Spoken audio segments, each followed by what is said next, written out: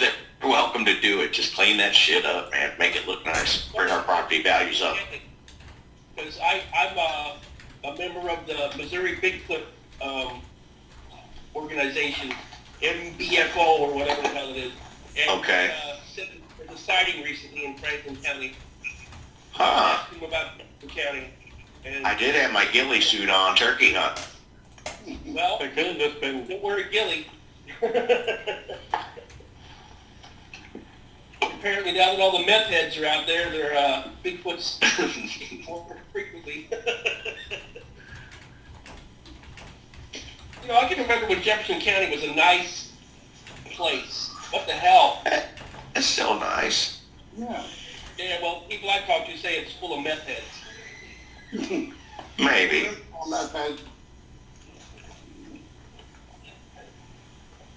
The biggest crime I remember is if you stole a car up in St. Louis, you drove it down to Festus or Crystal City and threw it in the river.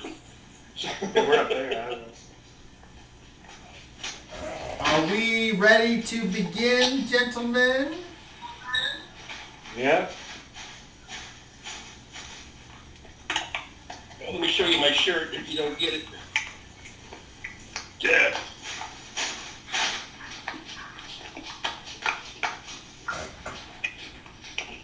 Alrighty then.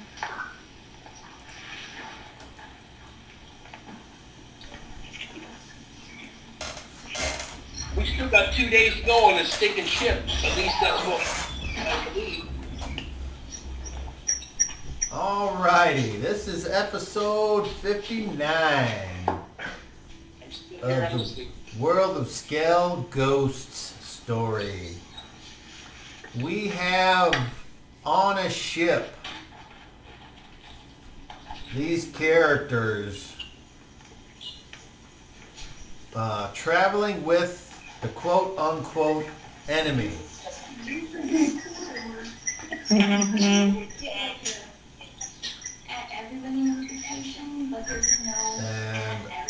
if I could have somebody put their mute button on for me, that would be helpful.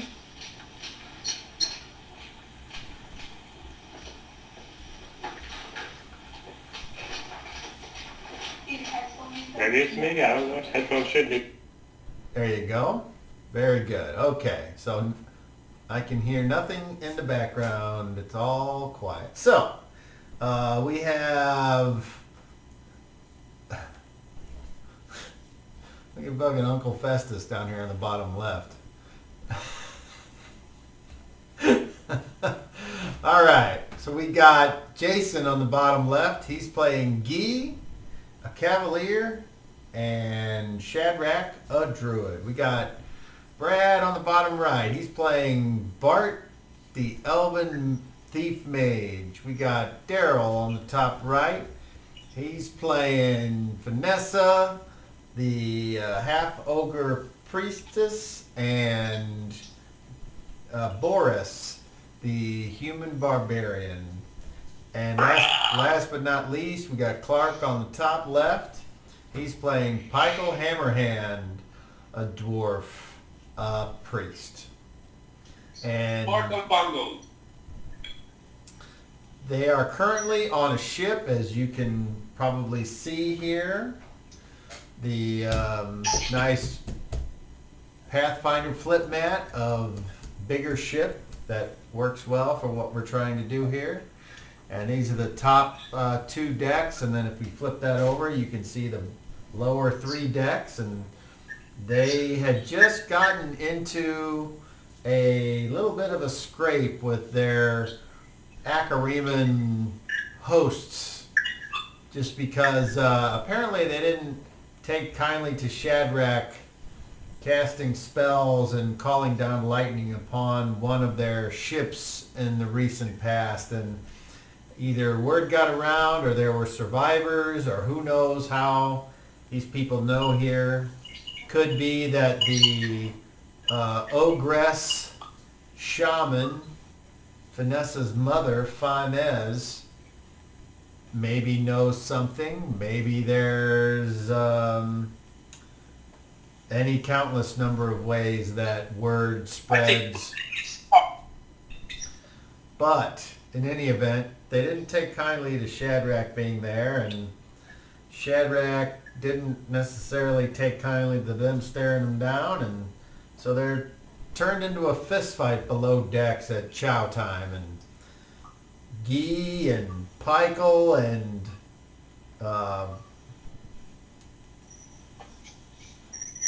Covidius was fighting Boris. And Covidius used to travel with Shadrach, but has since left the group, and they have now seen where he ended up. He is back with his Acaraman people. And the fight, I don't, as it was winding on and on, eventually the Shadrach, Vanessa's mother came and pulled her away from the fight, from the brawl, and started giving her philosophical take on humans, and they won't change, and they're beneath you when the New World Order comes. And Bart had left the previous night and went back to his elven home and told his lord, the king, his brother-in-law, about the current events. And then he spent time with his wife, who proceeded to give him an elven lecture on his lack of spending time with her, even for an elf. According to her, even elves can lose patience. And so that's where we left off with that. It wasn't the evening chow time, it was the midday chow time. So, I thought it was.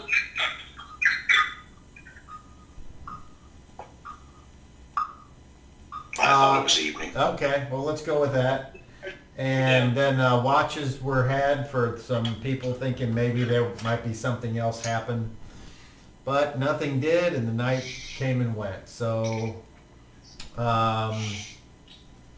we now enter the third day of sea travel, and you were told that it would probably take 4 days, depending on the weather, other unforeseen things. So,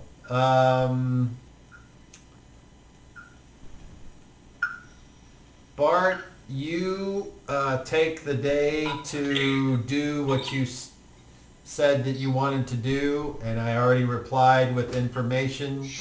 Hopefully you have that. And then the rest of you... No, that's really good. The rest of you can do obviously whatever you'd like, but unless there's something specific that you feel like you need to do, we can skip ahead. So Jason has his hand up. Chad will simply fly to the highest point on the ship as a crow and stay there. All right, that's He won't simple. talk to him, he'll just nod and then walk away. And that's where they see him go if anybody watches him transport. But he's going to go in like a mass away from where the crow's nest is. I don't want to interfere with those people or any hassle from them. Well, you've got the front or the back. I'll go sit on the prow of the boat. In bird form, right?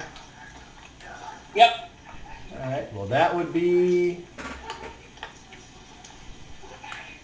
up here. Is there a thing pointing out of the front of the boat? Yeah, out there is where I am. No. Well, I don't think so. I'm not really sure what this pole is supposed to represent. Well, they usually have a prow. That's for like docking and stuff like that. But if not, I'll just go sit where nobody else can reach me by hand. A high point. Sometimes they have a figurehead, or there's always some sort of jutting feature, I think. Yeah, no, The that's figurehead, I'll go up on top of the figurehead. here. That's fine, not a big deal. Okay, so then Daryl had his hand up. Yeah, when Vanessa rises, she wants to look around Faimez's room, and As Vanessa starts to stir, her ears, before she even opens her eyes, she hears a low murmuring. And as she opens an eye and looks, she sees her mother in prayer. And I need someone to put themselves on mute for me, or shut the door, or do something. Watch it there, kiddo.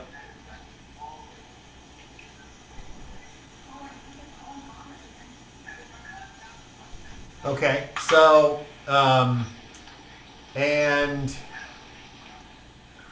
her, as she kind of glances around, the mother's kind of in the, kind of like in the corner over here. This thing's moved, and so she's got another little rug down there. all right, I'll just sit on the edge of the bed, and she's looking around her room to see, like, what sort of accoutrement does she have, personal belongings. Is there a map on the wall? Has she got books, or is there something she's working on? I'm just taking it all in before I fully rise. So there's like a four-legged, no-backed stool, almost like a bar stool or something.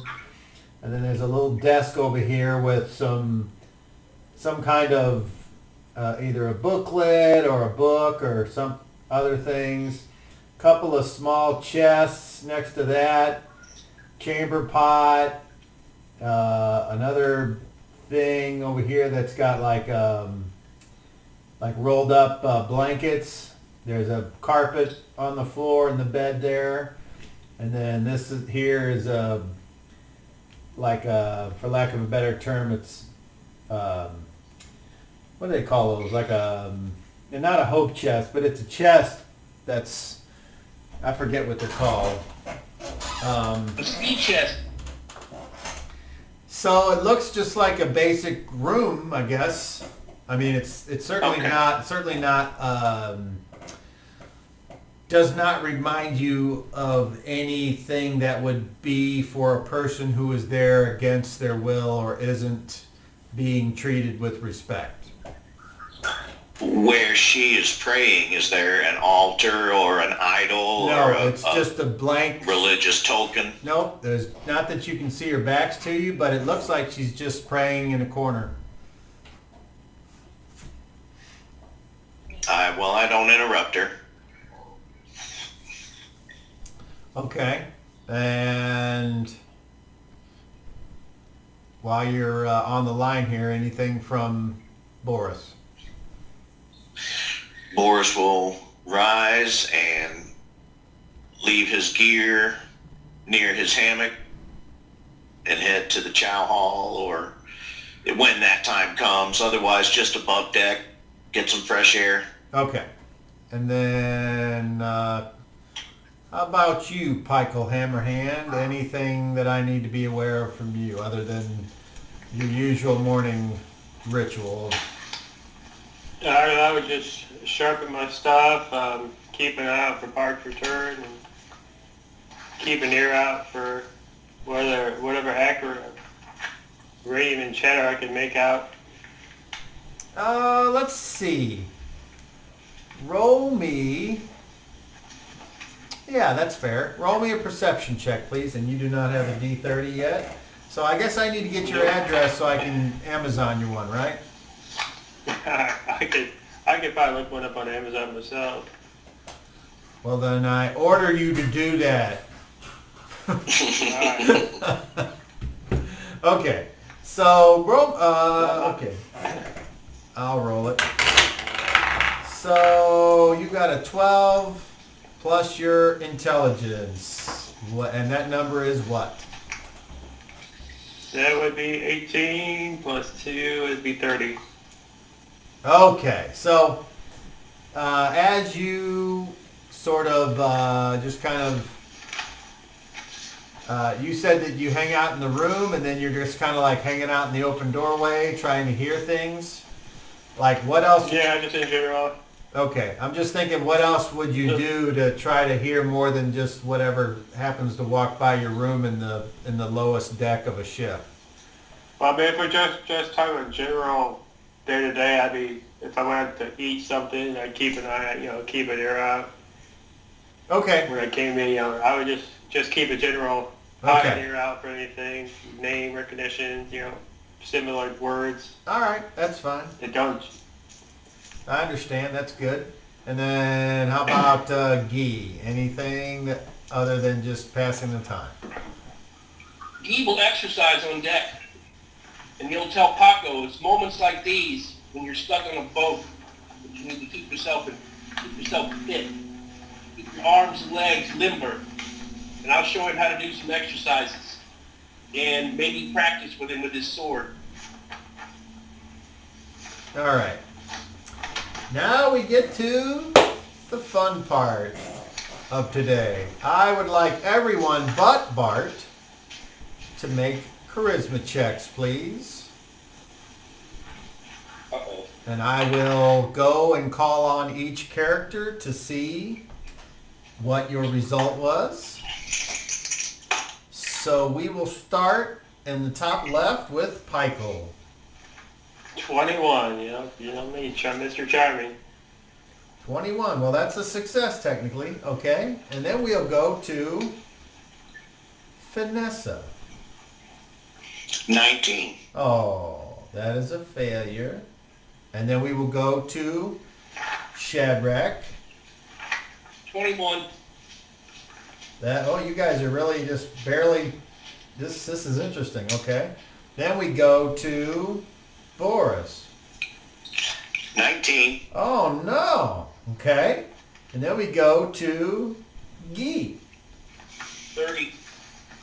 30, all right. Well, that is 3 successes to 2 failures. So you guys passed the group check. I'm going to have to throw off this ship. Even though it's not a huge deal, and I haven't made this, I haven't declared this as an official house rule, but I am now, just so you guys are aware. Whenever you're doing a check and you explode and you roll again, you add that next number on to your previous roll.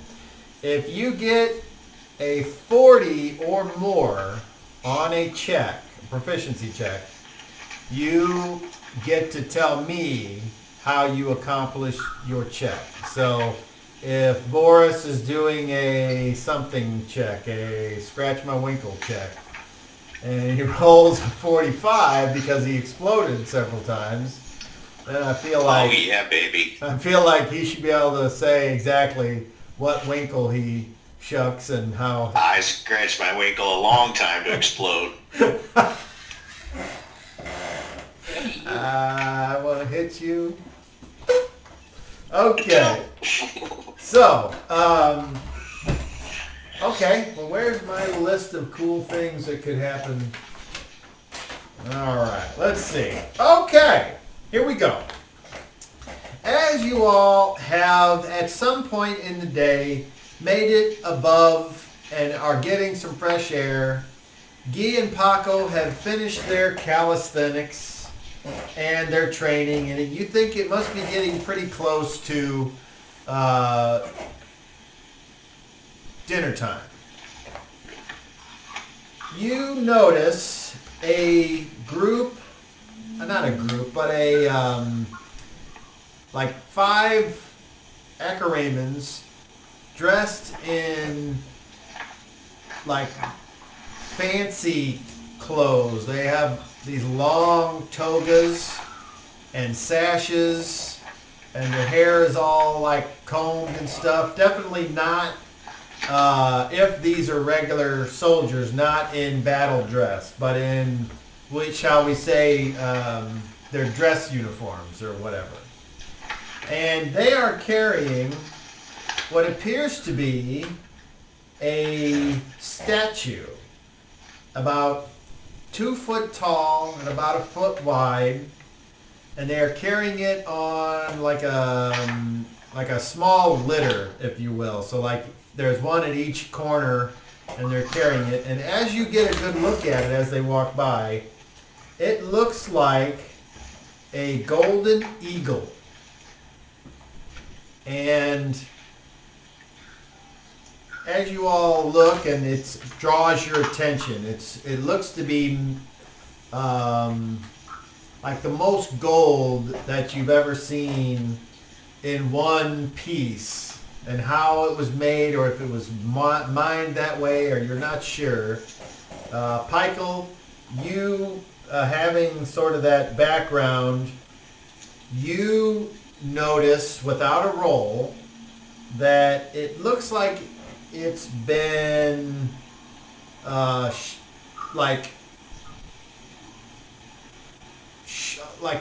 shaped through like a shaving process versus a mold or a chisel. And so I think it's one big nugget? Yes. Or was it melted?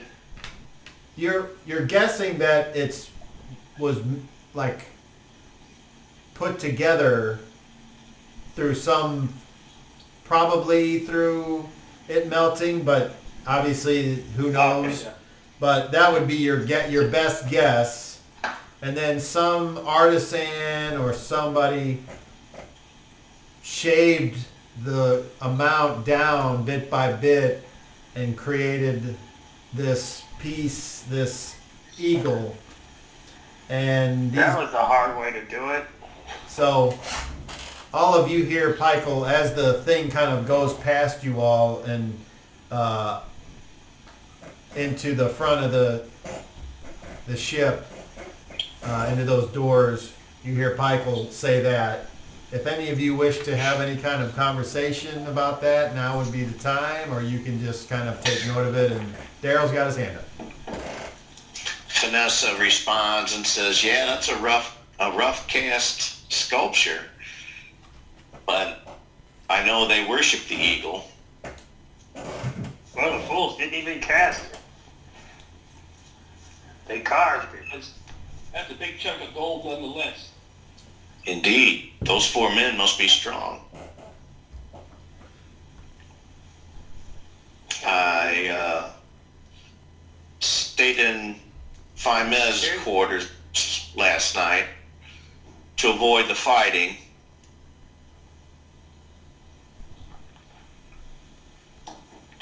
I hope to learn more about her.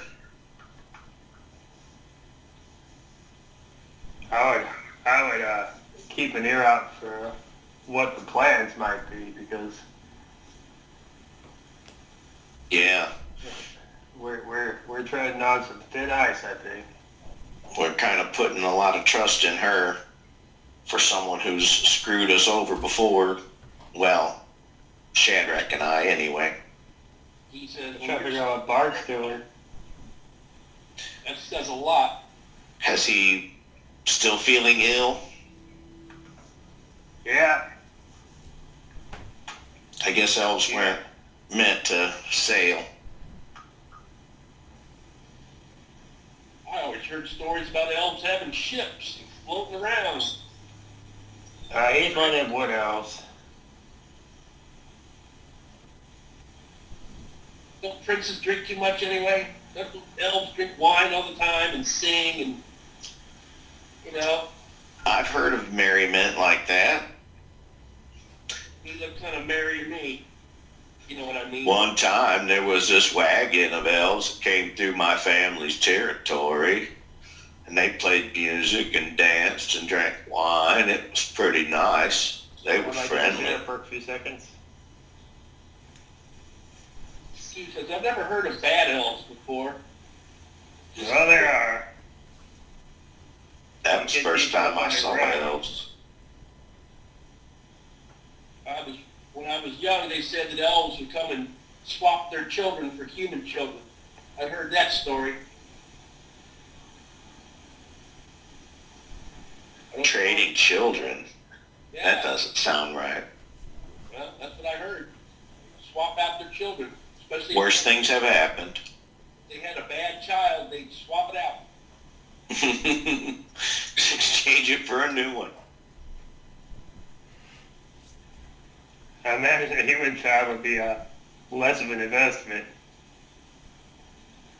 So the bounty that was meant for the dragon seems to have changed, Faime's demeanor once Prince B announced that. I hope that she seems to be working. I'm sure it's in her lord's favor, but I don't trust her. she doesn't seem to mean us ill will. He said, I don't believe she means you ill will. He sent that giant zombie thing after us. That's a good point. I'm letting my emotions get in the way. I'm trying to learn the truth of now and not rely on what I remember, because obviously I knew nothing. I'll just say that if I see her leaning over the side of the boat, I might give her a good swift kick in the ass.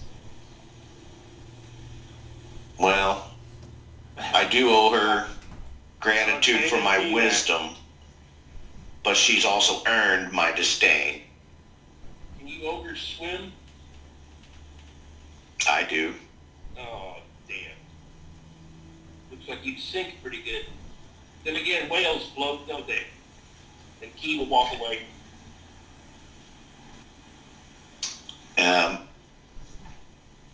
Cobb, at this point, if I haven't already, Vanessa needs to pray. I didn't state that I was praying earlier, but once I get up top, I will in the sunlight. Yeah, no, it's fine.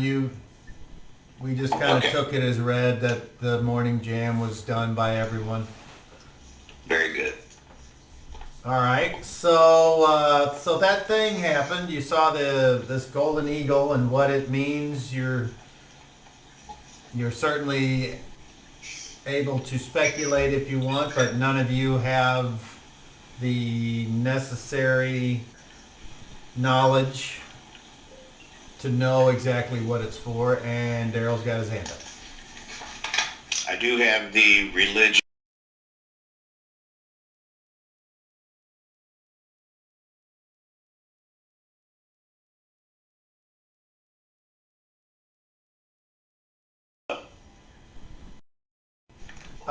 Since the religion that they may have is from an entirely different continent, the religion, you know what? You can go ahead and, if you want to roll a religion check, I'll allow it, but you need that magical 40 or higher. Oh my! So Am I disadvantaged or just any? You just gotta explode. All right. Oh, I rolled an 18. Oh, baby. All right, That's not going to get it, even though it does get me a 35. All right, so 38. you're thinking to Damn, that was yourself, close.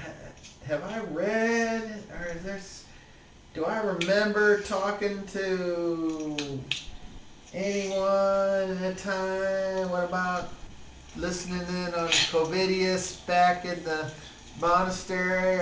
It's like you're just not sure, but nothing's coming. You're pretty sure that you haven't heard, but you certainly, you're kind of in that area.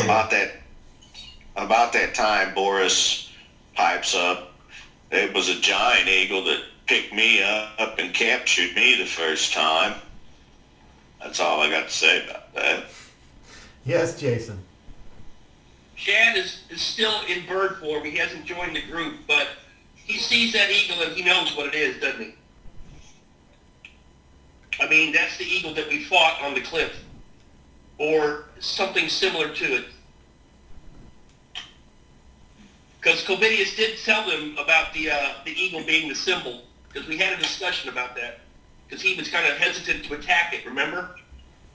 I can only say that if It's what I expect them to have. It's not a surprise Yeah. that they're carrying around a big eagle with them. I'm not surprised by that. all right, Where did they take it? they took it in like to the back, or the would that be the aft of the ship into into Like the the ship. captain's?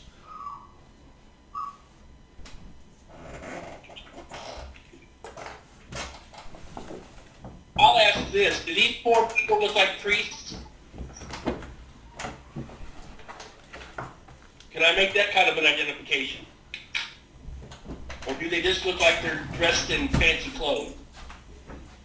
Yeah, they look like they're in fancy clothes. So Okay.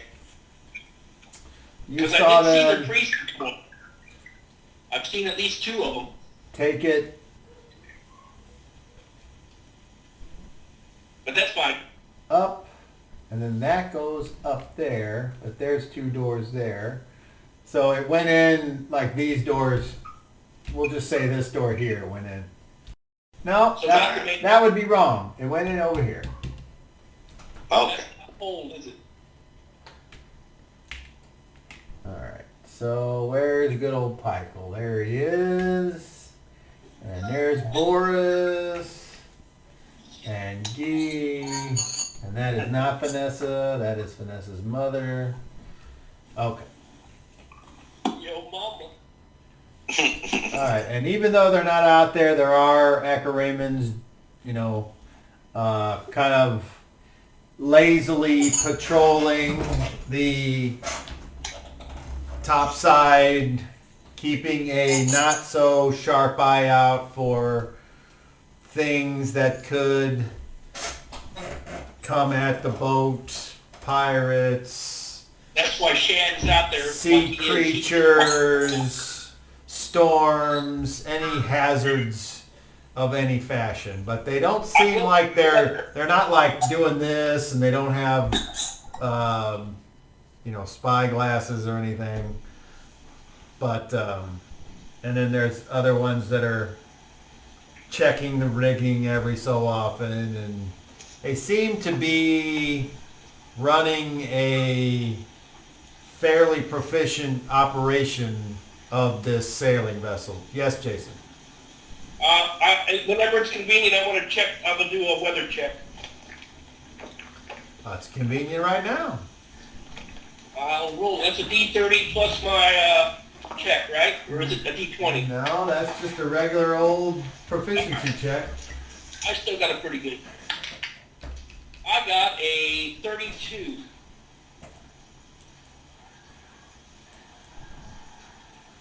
Well, let me pull this up here and I'll tell you exactly what you learned.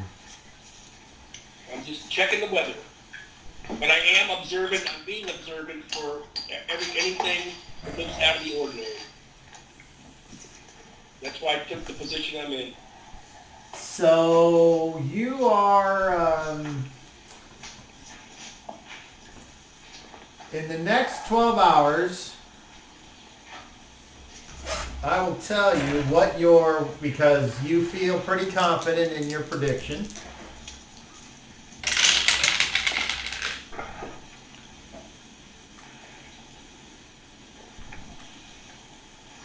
You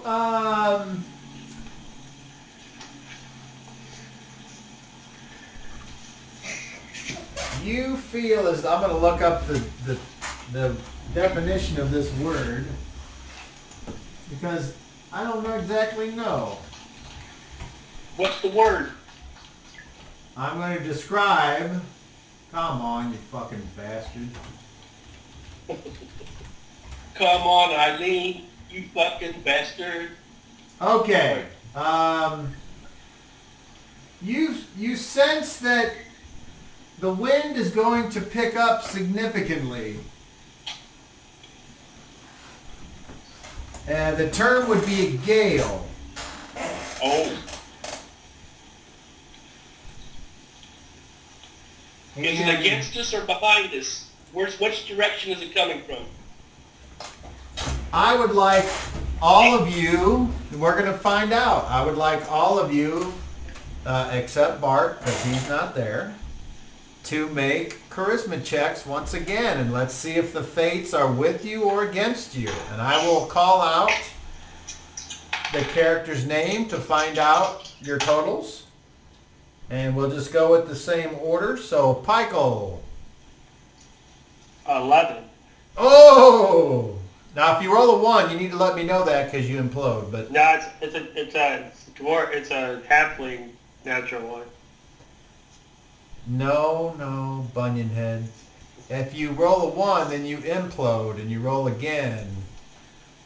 No, it's a 2. Okay, so you got an 11. And then we will go to Finesse. Finesse. 19. That is a failure. Shadrach. Chad rolled a 1. Oh no! Implode! Roll again! I rolled a 4. And what is that for your charisma? That's a 19, I think. Love 20. Okay, so that is it's not a critical fail, but it is a serious failure. So that goes down as 2 failures. Okay, yeah. Boris. 17. You're okay. And last but not least, Guy. 27. Success. Okay, so that's 5 failures and 1 success. So Shadrach has the knowledge that the winds are against your voyage and you think it's going to take an extra day to get where you're going.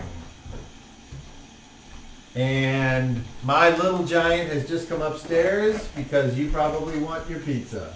Is that right? Yeah. Can you say hi to the guys? Hi guys. Hello. Do you recognize the guy on the top left? Who's that? What's your name? That's Daryl. Dude, what's your name? And then, I don't know, you might remember the guy on the bottom right, the guy with the beard there. Do you remember him? That's Clark. Yeah. You say hi, Clark. Hi, good. All right, we must take a break while I cook for Junior Monkey here. So Good timing. you're gonna go check your basement to see if you're gonna float away, aren't you? All right, you want cheese? I guess Is we're going to blame it a Shad. new house or yeah? We're going to blame Shad for the storm. You want cheese? I'll give them a storm if they want. Actually, I can control the weather around the ship and prove different, but we'll see what happens. Their boat. I can breathe underwater. How about y'all? I'll just jump in and actually I can water walk for. There you go, Jason. What's that? There you go. What am I looking at here, Brad? See the creek? What's? The creek behind the house. I see your tree. Is that snow? Look, the creek. Oh, the creek. Yeah, it's swollen. I see. It looks pretty full. It's been raining all day. Yeah, that's what Daryl said. River's gonna be up. Well, you know what? It's spring in Missouri. It's that time of the freaking year, man. The Mississippi's gonna flood. Blah blah blah. Yeah, I know. I lived it many times. I helped pack sandbags in fucking Crystal City. Yeah. We got out of high school. We got out of school. That's right, we did that in 93, didn't we? Well, I did that in 83. Oh, yeah? How old are you, Brad? 52 in April. All right, well, you're 5 years younger than me, so there you go. I'll be 58 this year. God Oh, wow. almighty. I do not feel 58 years old. My flesh feels 58 years old. My spirit does not. I'll always be a kid in the part. I'll always be a punk. So. Hey, you're quiet tonight. Get still to a got- fight and shit like that. You still got Kiss t-shirts, do you? Kiss was the first concert I ever went to. My mom took me and two of my friends, and we smoked cigars and thought we were the biggest. It was great. Love Gun was the tour, and John Cougar opened up for them, and we didn't have a clue who he was. His hit was Hurt So Good, and that was the only hit that he had. Yeah, John Cougar opened up for Kiss at the Checker Dome, bitches. I saw Metallica. I saw Metallica at an armory. I saw Metallica twice at the amphitheater out in Earth City, Yeah. and I saw Pink Floyd. I've seen a lot of people at the Checker Dome. I've seen Pink Floyd, Deep Purple, Ozzy. I used to work at the Checker Dome when I was a kid. What do they call it now? Yeah, they call it a parking lot. The Checker Dome is gone? It's gone. What about That's Teal been- Auditorium? Probably 30 years it's been gone. It's been gone a while. Wow, that was a huge complex of shit. That's Yeah, a really okay. large parking lot. I'll be It wasn't all goddamn. that big, actually. Well, in my memory, it was a big place because they had the fucking, ABC studio was right there. Yeah, that's gone too. Wow! Is the Planetarium still there? Yeah, that's all there. Yeah. Come on, the Science Center? The Planetarium. Yeah. Science Center, yeah. It's a science center, I know, but it was called the Planetarium back in the day.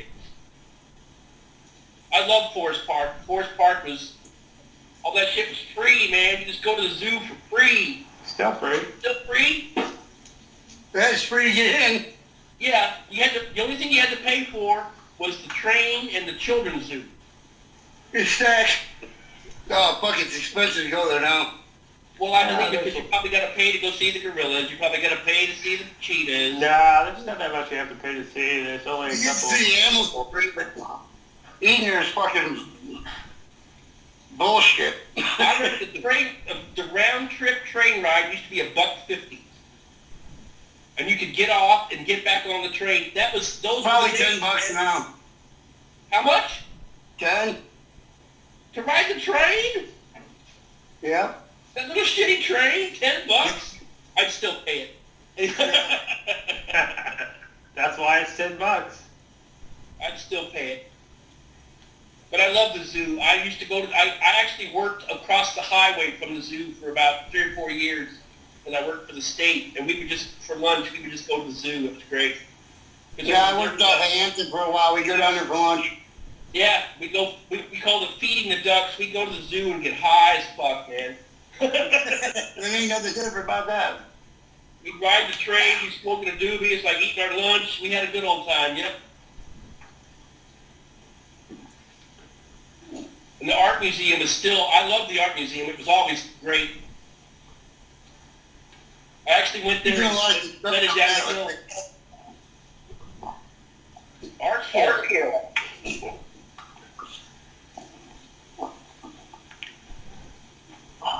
Yeah, I used to chase black chicks around the woods. God,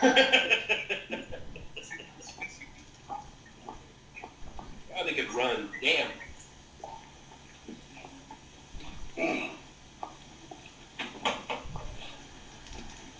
Well, Brad, Bart's going to get a reputation for being a seasick punk. You know what? Being a seasick punk. Oh, everybody knew who I was. Well, pack Michael said you were seasick. Good. So I wanted to tell everybody.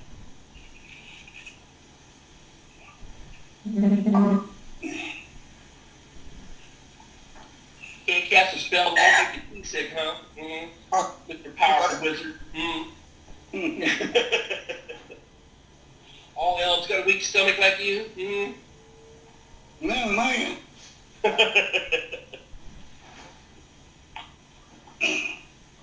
I teleport everywhere, man. What do you think? I get seasick, really?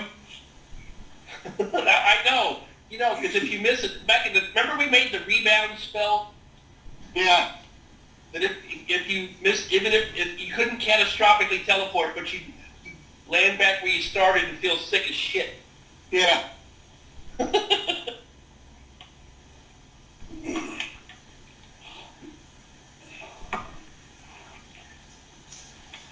Well, this is interesting, but I don't know if they're going to help us much. Either one. 2 uses of fire resistance. So, should Shad tell them a storm is coming, or should I keep my mouth shut? I'll let him suffer. Oh.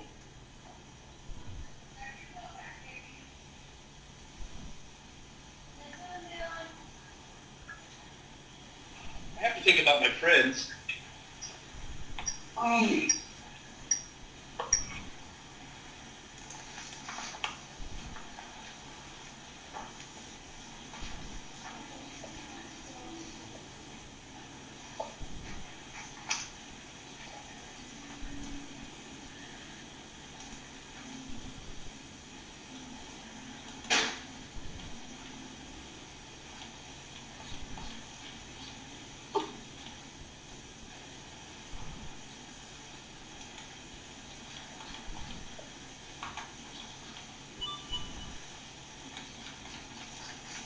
All right, I hear the doctor's office.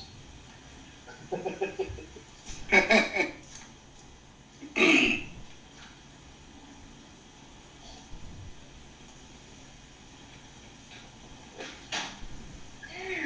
medicine started to dissolve on my tongue.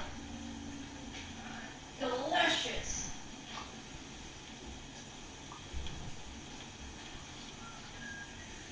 I have to warn them. I have to tell somebody that a storm is coming. I can't keep that's not like Chad to do that.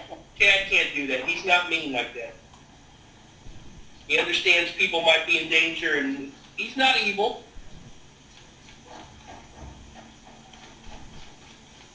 Chad would rather save life than take it.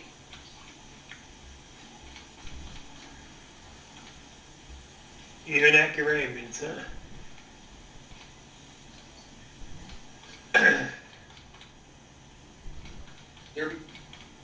The Acraymans hate me because I killed shitloads of them.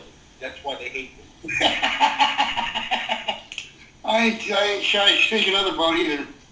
I killed shitloads of them, and I burnt their fort, and I almost destroyed their ship.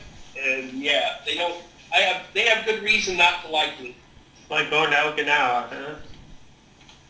Yeah, I did last time. Yeah, it's like People don't like us in Okinawa. I don't get it. y'all are not obligated to stand up for me. It's all right. Yeah, anybody over 60 in Okinawa stares at us like we're jerks for some reason. Well, dropped it. basically Drop. are transporting a SEAL team that hates them. Got one nuclear bomb on somebody. I mean, if we really broke out, we could take this ship over and sink it and all that kind of stuff. So, or they would Let's have. hope it doesn't come I don't want to swim that far. What's that? I don't want to have to swim that far. Well, I agree.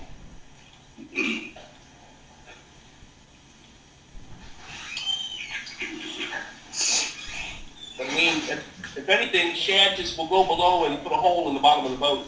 Yep. Was that?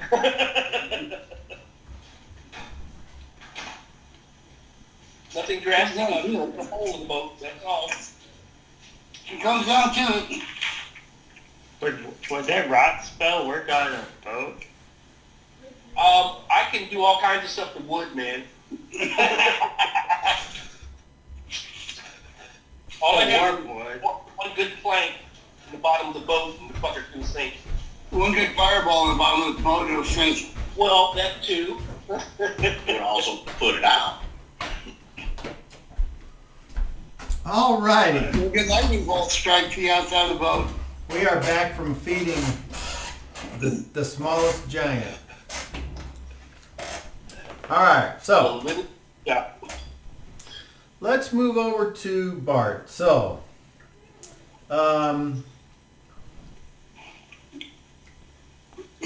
what would you I like? cast the spells on the second day to do those potions.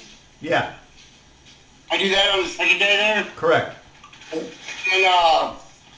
on the third evening, I bid everybody goodbye and I head out, resupply, and I go back to the fucking ship Okay. before dark. The fucking shit. What,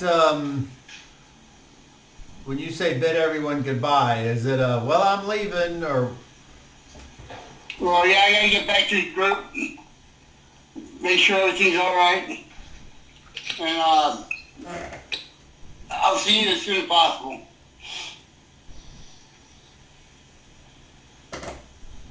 To Shalati, and I guess I'll say something to Solaf too. Brad, I also have a correction on the ages. Bart is 215 and Okay. Shilary is 205. So you were correct in your, when you were like, she's that young? I was thinking of someone else. Okay, And I'll change that on your sheet. so that's not bad. No. And as you're, the only thing I'll say is this.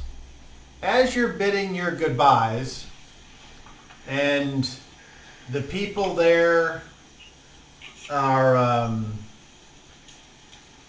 somewhat emotional, not so much Solath, but your wife is, and she cries one little tear and it rolls down her cheek. And you all of a sudden have this thought that creeps into your mind, and how you let it affect you is up to you. But the thought is,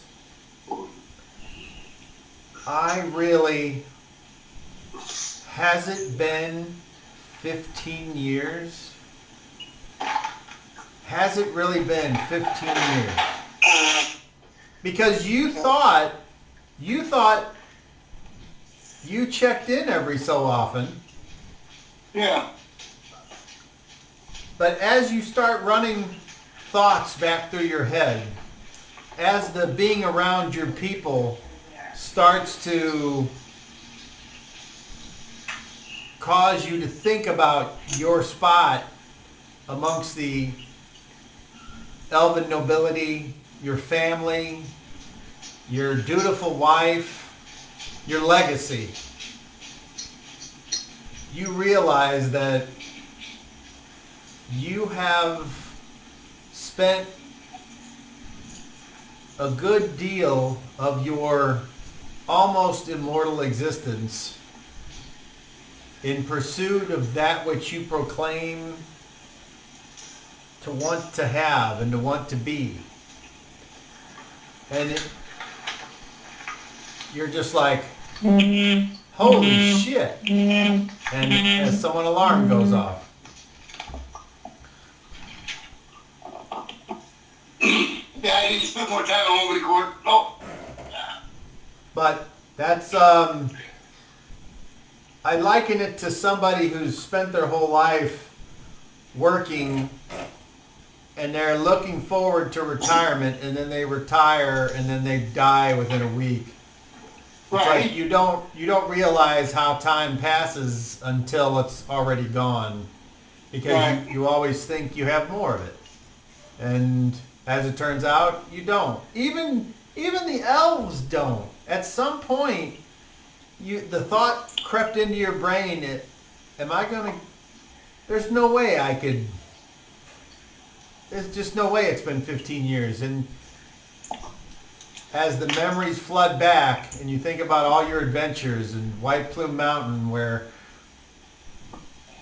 the last of the little scorpions that were like your favorite toy were used, and the time that you used to travel in the southern kingdoms with Percival and Jakara, and how they're all gone, and you're like the last of...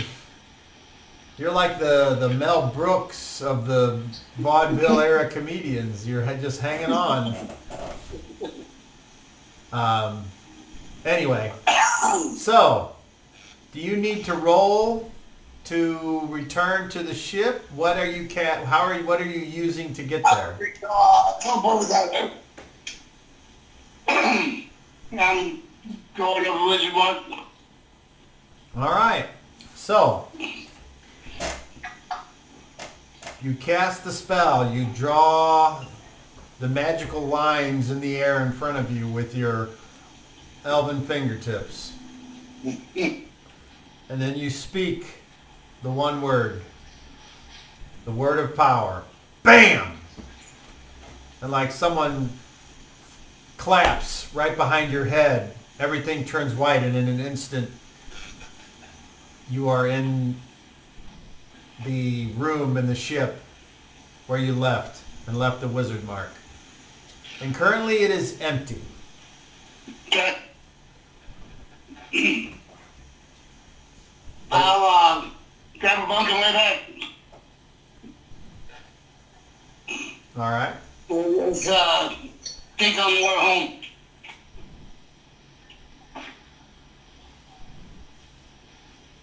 Very good. Okay.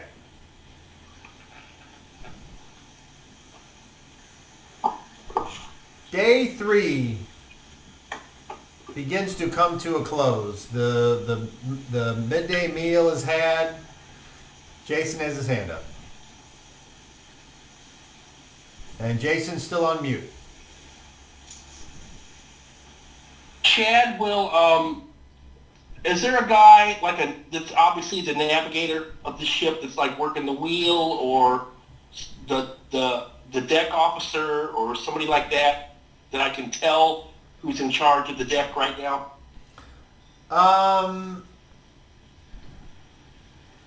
After observing the sailors at work, you have determined that it appears like there's a certain individual who has a red sash, and he appears to be in charge. He is not... Sometimes he takes the wheel, but usually he hands that off to some other guy in a like a less dark red sash, and he will walk about, and occasionally he will tell people, and they seem to listen to him, though you don't understand him or quite understand exactly what's going on, but people seem to be more attentive to his desires or something. Okay. What I will do, without startling him, I will turn back into human form and approach him. Are you missing any hit points? What's that? Are you missing any hit points? Oh, no, I'm good right now. Okay. But it feels good. And I will approach him and say, and bow, and be respectful, and say, "Can you understand me?" He looks at you, and you hear his language, the Acaraman language in return, and you do not understand what he says. I will spread my arms and look around and say, "A storm is coming. Prepare yourselves, and I will go look for my friends." Okay. Roll a d20, please. Oh, come on, baby. Oh, 17. All right. He does not seem to show much reaction to what you have to say or do. He does not seem impressed, but nor is he have the mean face or anything like that either. I will then do this. I will point to the sky, nod my head, and then do a circular motion. And be like, and then I'll go find my friends. Okay. As far as everyone else goes, do you partake in the chow supplied by the ship in the same fashion that might have caused an issue, or do you do something else to get your sustenance? So you guys can discuss amongst yourselves. You don't have to tell me individually. I'm assuming you'll all decide, but Daryl has his hand up for the time being. If you wish, I can create some rations, hearty food if bland. The blend can provide. Pike will just grab a turkey leg and go. Are we all below decks or above? What's up? You guys can be wherever you want. When we're Like I still said, Shad above will deck. seek out the group. Okay, well, Shad will seek out the group and just generically say a storm is coming. Bad weather. Shall we eat Be together? ready. I'm not hungry. We should probably avoid the chow hall. Let's get some food and eat below or eat in our rooms. I don't think there'll be any other trouble until we reach land. If there was, it would have happened already. Guy's like, oh, shut up, man. All right, let's go eat then. Boris is heading toward the galley. Alright. Guy will follow him. Shad will join the group. We're all in a group, I assume. Yeah, I'm going. Vanessa goes as well. So we're as a group. All right. So you go back down to the mess hall. Nice. And Shad will he'll lean over to Pike and say, bad weather's coming. Where did I see that? There it is. Okay, so you're technically on the third deck of the ship here.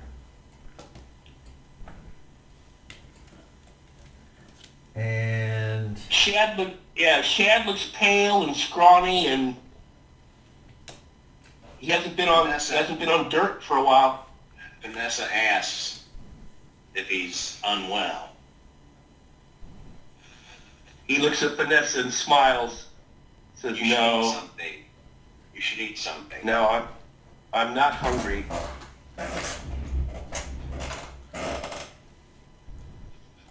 I'll eat when we reach land. okay, as you guys enter into the mess hall, you all need to roll me charisma checks again. Oh no. Yep, because you guys are a bunch of fucktards, and this is what you get. So I will call for success or failure individually. And once again, we'll just go from the top down here. Pikel.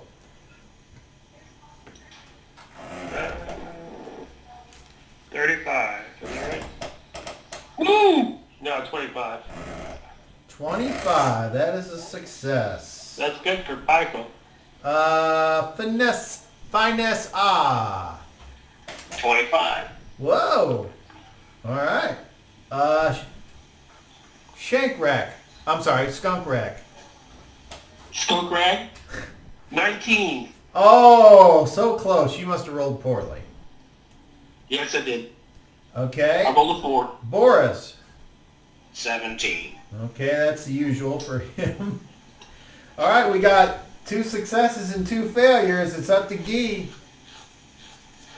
22. Oh, just did make it. So, with those rolls, what that means is that as you all walk into the mess hall and everything gets quiet, you can hear a pin drop as all of the conversation dies down and everyone turns and looks at your group.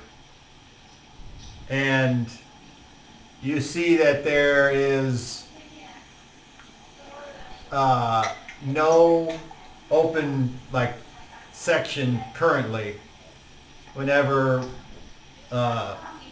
you see Covidius walk over to a table and kind of almost bark something in Acaraman, and several of them get up. I need somebody to go mute for me.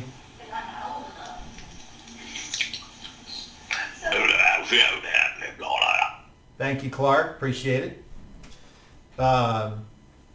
And several Acaramans get up, and there is now an open spot for you all, and Covidius just sort of nods and waits to see if you guys will take him up on what he has done for you. He's offering us a place to sit. Daryl has his hand up. Boris says thank you and gives him a nod and sits down to eat. All right. Vanessa doesn't feel as comfortable, and she's willing to head back upstairs with her bowl of gruel. So she wants to go up, not down? Well, Cut she it goes out. down and gets the food. Yeah. She goes in and she gets the food, but then she says, I'm going to go back upstairs to eat. Okay, so you go all the way up, or do you go to the second deck?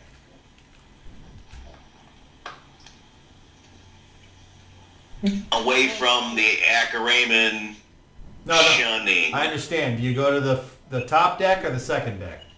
I just go to the top of the stairs for now. Okay. Well, that's right there. We're housed on the bottom deck, right? Pardon? We're housed down the bottom deck?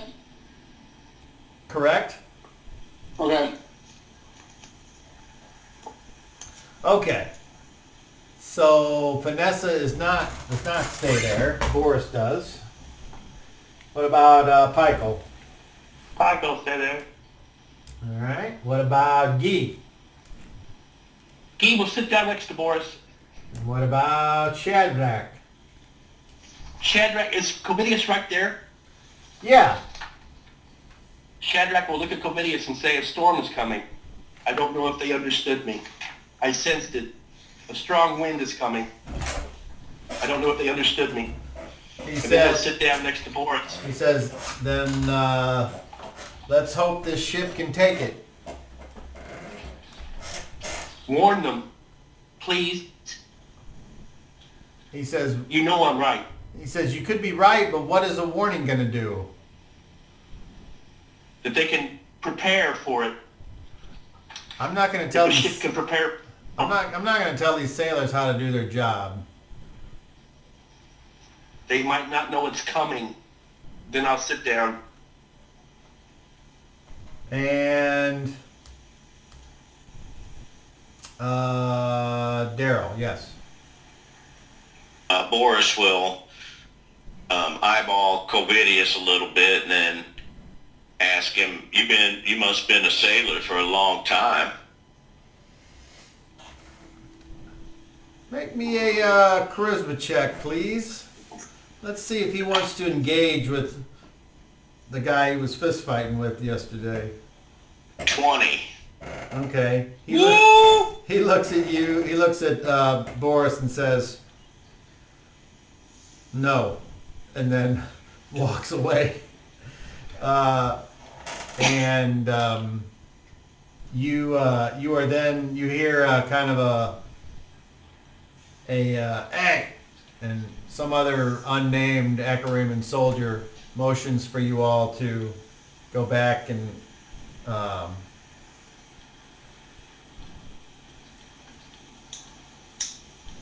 then he kind of stops in a second, and then he looks at you all and he goes, and he points back at the table, and then he goes and gets a nice bucket and starts spooning out this gruel-like stuff into bowls on the table, and the food. I want a bucket. And the food is had. So meanwhile, Bart, you've been in your room pretty much all day, and you do you continue to stay in your room? Yeah, for now I'm eating ration. Okay, right on. All right, so as the minutes go on, more sounds, more conversation of the Akaramans starts to take over, until finally it's like you're in a place where nobody seems to care, and you all are sitting there eating, and if there's something you want to discuss at this time, you can, or hearing nothing, then the meal is had, and then... Whoop. Okay. Okay. How close are the Akaramans to us? How close is Covidius to us? Covidius is back at the stairs where Vanessa is kind of, you can see like her shoe on a step just before.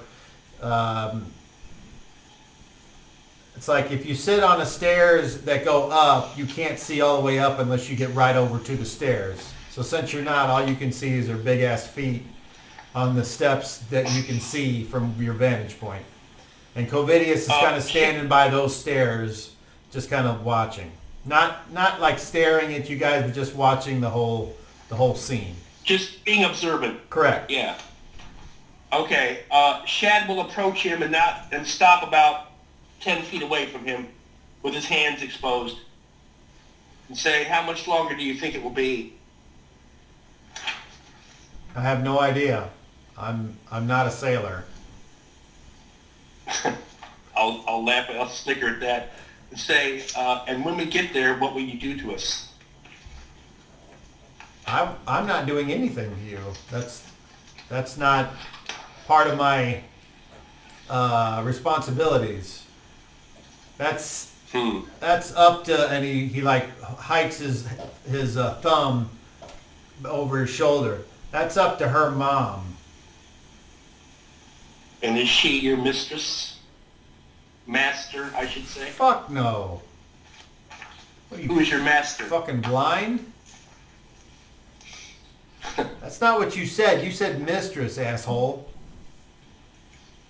Well, that would be the proper term. No, it wouldn't. Who is your master on this boat? You're starting to piss me off, Shadrach. You need to back the fuck off. I'll return to my people.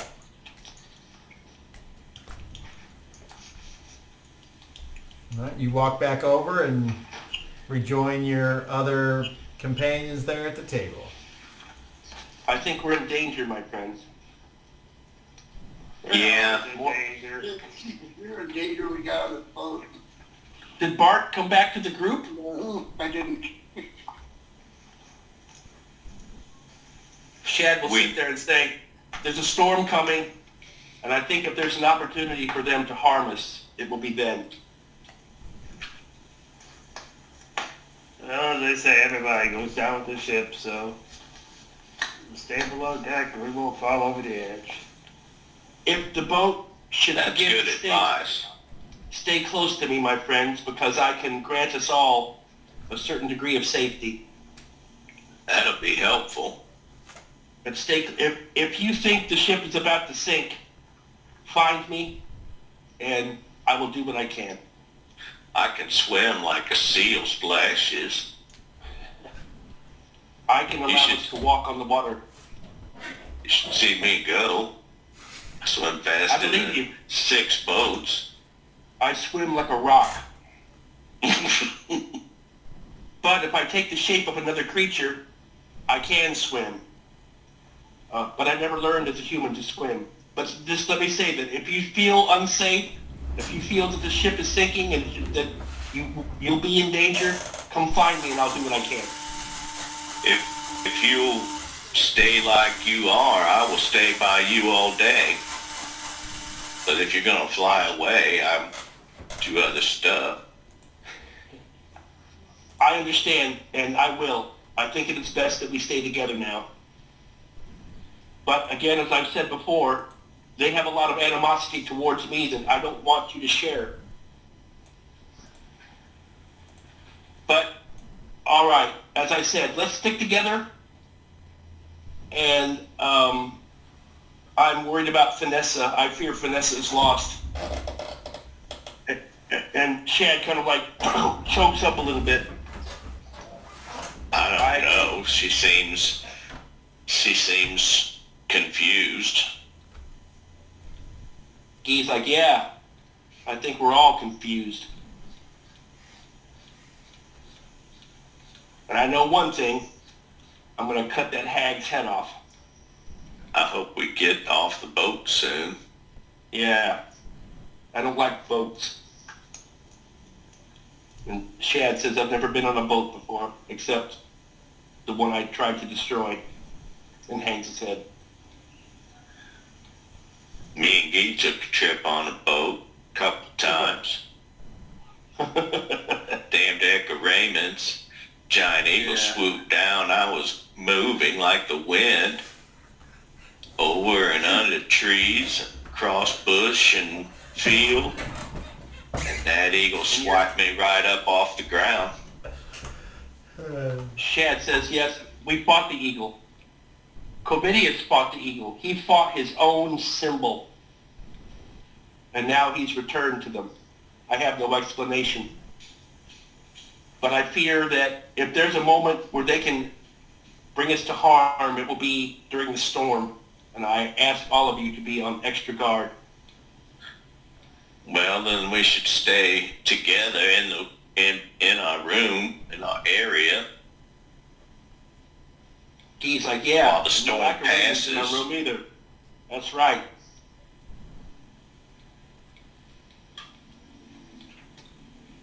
I'm about done eating. Let's gather our provisions and whatever we wish and return to our room. Guard the door. If there's any are we sharing our room with Raymond people?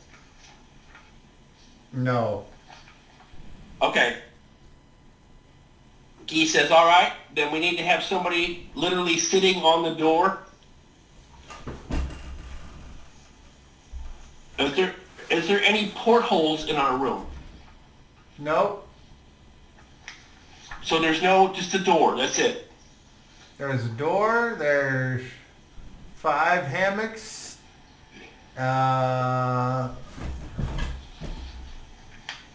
Is there any kind of panel in the ceiling? A stool, a couple chests, a couple barrels, several barrels, chamber pots. So, is there a hole in the ceiling? No. No, like a panel, like a door, like a trap door or something. Okay. No. So Shad was saying, I think it's best that we hunker up in our room and let the storm pass, and hopefully we'll be on the beach tomorrow. As in hunker down. That's a good idea. Yep. I think we should treat this as like any other day on the trail and expect anything. Guy's like, you'd make a good general. Maybe. Shad shrugs. Vanessa is going to excuse herself. I'm going to go try to have a conversation with Faimez. If you'll excuse me, friends, I'll return. Chad hangs his head. Chad will not meet your eyes. He won't look. If you try to look at him, he'll look away. Okay, so just so I'm clear, Vanessa went back to the table and rejoined her companions after eating? No, I'm sorry. I thought we were in our quarters. I thought we had played it to the... Yeah, we're I thought we heading went to the room. I guess we didn't play it out, though. My bad. Okay, well... So she will wait at the top of the stairs. We'll just say you did. I don't give a shit. So when you get back to the quarters, you go down the steps, and Vanessa kind of looks over her shoulder to the left, and that's where Faimez's quarters are, and everyone else heads over here. And if I remember right, it was Pikel and Bart, and then there was Guy, Paco, and Boris. And Shadrach, I don't remember where he stayed. But as Pikel goes into his quarters, he sees Bart resting on a hammock. Well, it looks like you got over your seasickness. Hey, Prince B, there you are. Okay, so just so we're aware, so there was 2 different rooms, and Pikel and Bart were in one. So if you didn't want to go back to where you were staying, that's fine. Yeah, I figured that it was Shad, Guy, Boris, and Paco, and that was in that room. Okay, I was unaware. But because Bart had the separate room. at some point, well, just to fucking get past the bullshit of whenever Pikel opens the door, I would like Guy, Shadrach, and Boris to all make perception checks, please.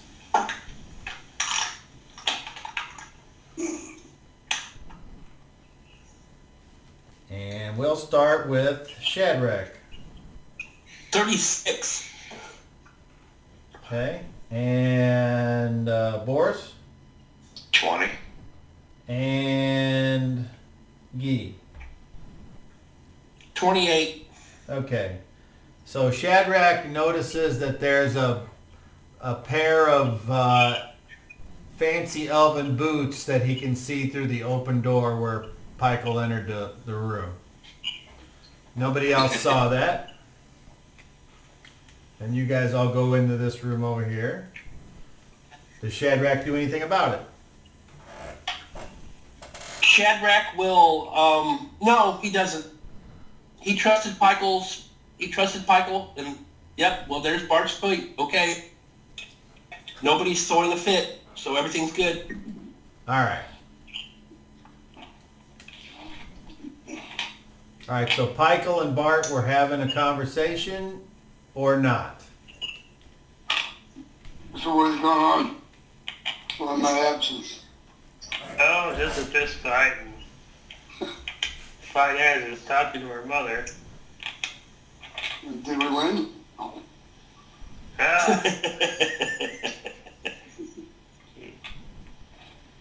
We're still on the ship, so I guess we're No. Everyone in the other room, you can hear Pikel talking as if he's talking to somebody, but you don't hear the response of the other if he's talking to somebody. It's kind of weird. Weird.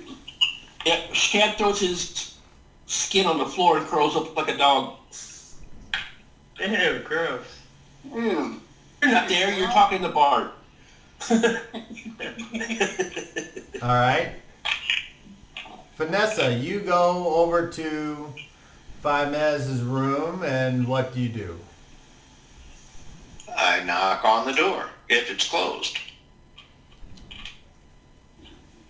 The door opens, and without anybody there, you hear, "Come in." I do.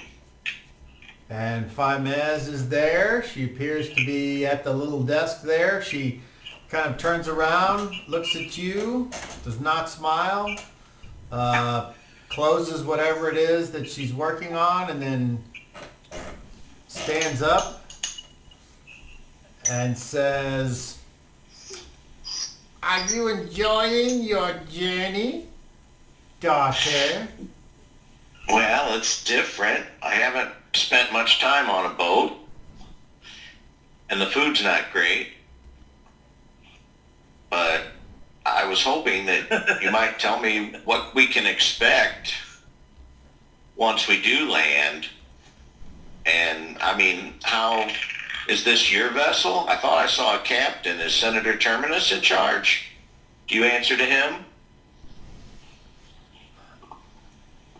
I respect his position amongst the Acharamans, but no, I do not answer to him. I answer to Caesar. Who? Caesar.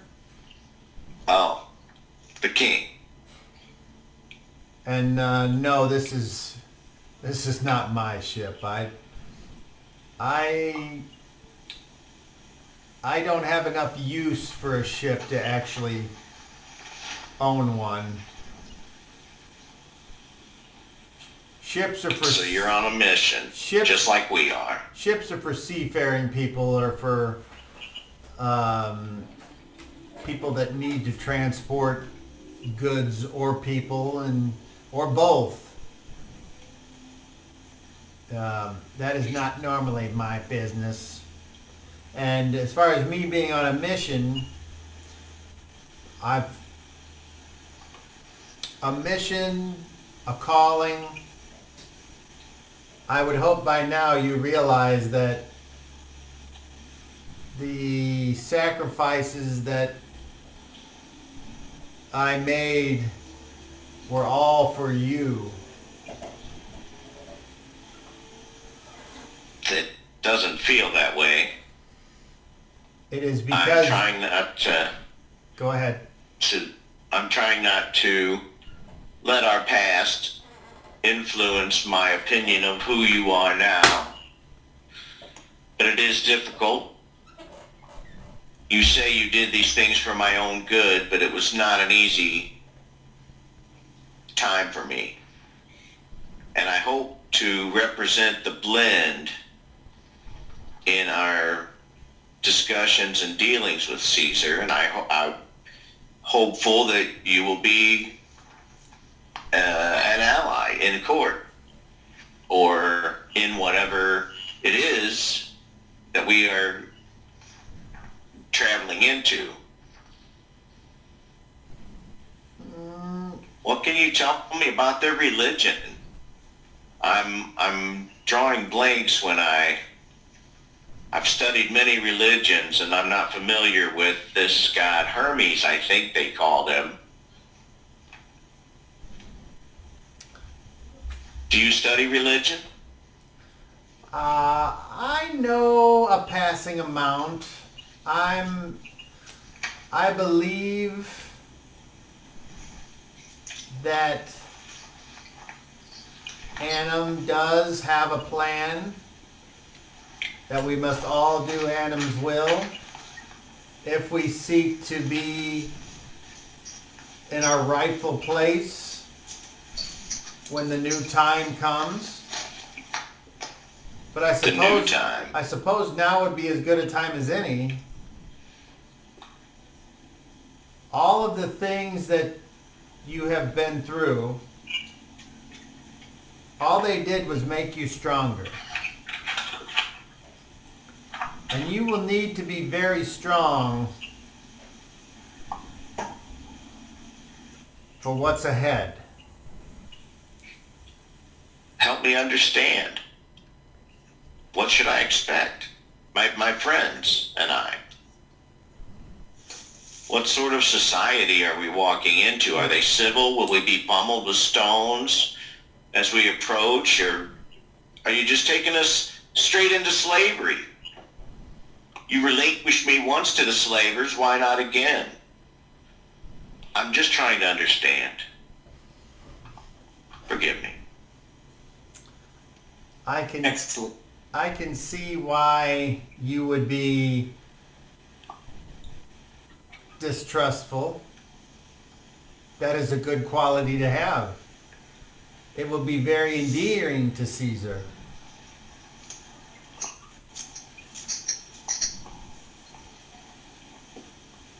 Your friends,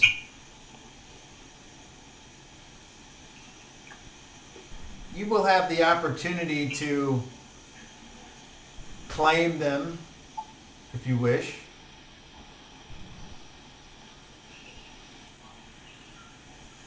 If that is something that you would like. I don't know. I'm not sure I understand what claim them means. Well, when the new ordning is complete, everyone will have their place. And if you are not, what is that sound? I had a notification come through, sorry. Everyone will have their place.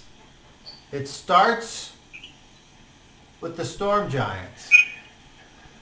Those that are the most powerful, the most wise, the most like Anna. And then each caste will have its own slot in the ordning. And I hope that we can rise above those giant kin that perhaps will not be as useful to Caesar. The Vodkin, the Furbolgs, possibly even the Hill Giants. And I know that is a lofty goal, but you should understand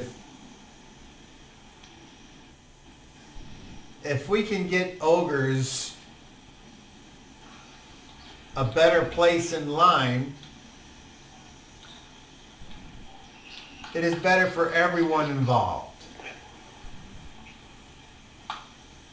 Well, for ogres at least.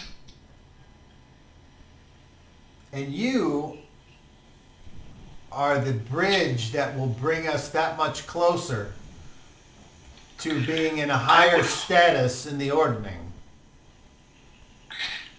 I would hope to bring all of the races closer. And why do they go to these lengths to watch slaves fight one another and pour their wine? I don't understand it. Are you referring to... That is no one's place. Are you referring to the Acharamans or the Giants? The Acharamans take the slaves, correct? I thought they were for the Giants. They were selling them to them. The Acharamans are for the Acharamans. Have you learned nothing of human nature?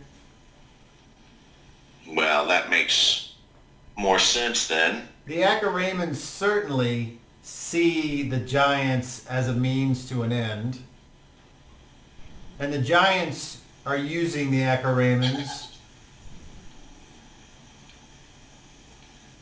in, I don't want to say in reverse, but in exchange, I suppose, would be the right term. The Acharamans have no honor like we do. They don't understand the role that the more powerful have to dominate the weak.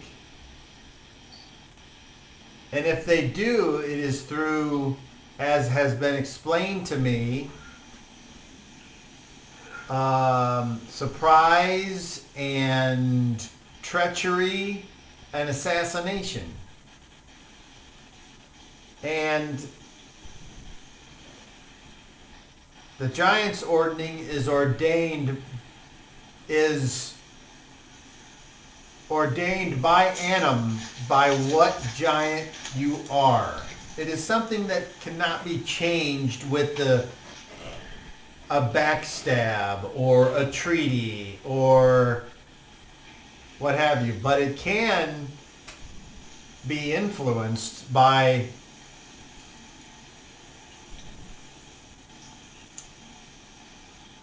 being in someone's, how do I say this, area of control. If you care about those that travel with you, you will take your place in Caesar's court. You will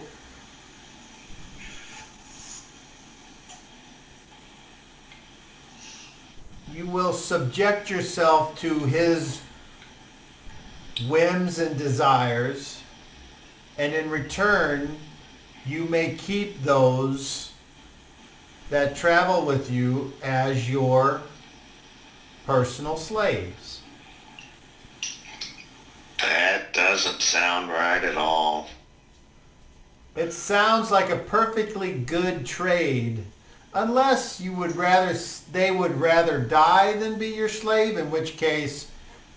You said the giants aren't the slavers, but now they want to make my friends my slaves? No, this is from me. This is from your mother, who seeks the best for you.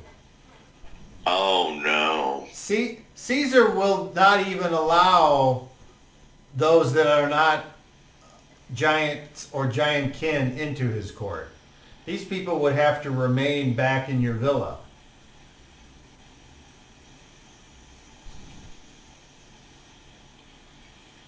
But that's not why we're going. Huh? We're going to negotiate the freedom of some slaves and other political things of intrigue. How is what I just said not what you said? I just don't get it. You said I would have to appear, and they wouldn't be able to, but Bartalanthus has the offering, and he is the one that needs to appear in the court. That's none of my affair. I guess you better make sure he appears then. Unless you would wish to incur Caesar's wrath and whatever that might entail.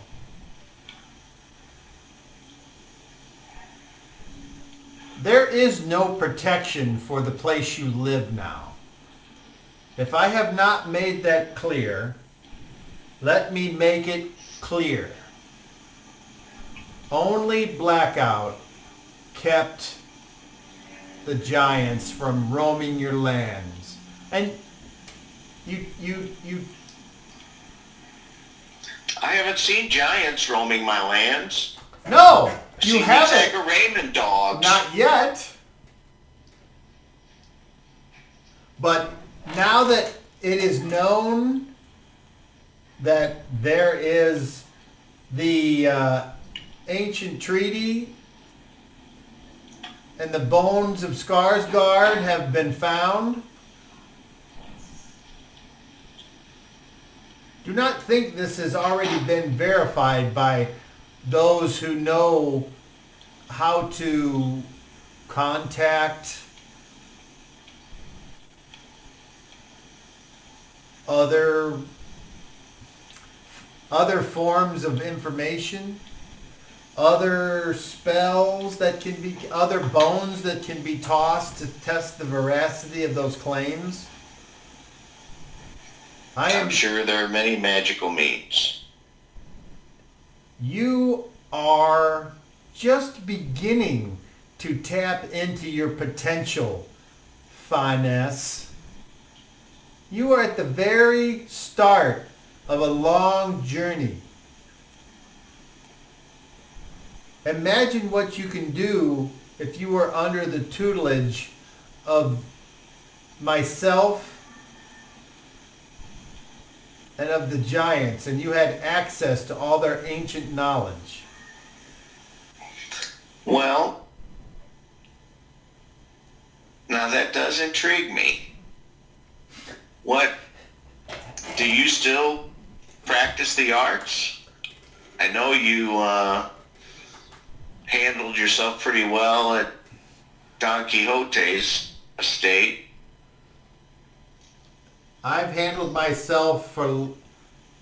I started handling myself once I decided that Bran was to be the beginning steps of what was to become.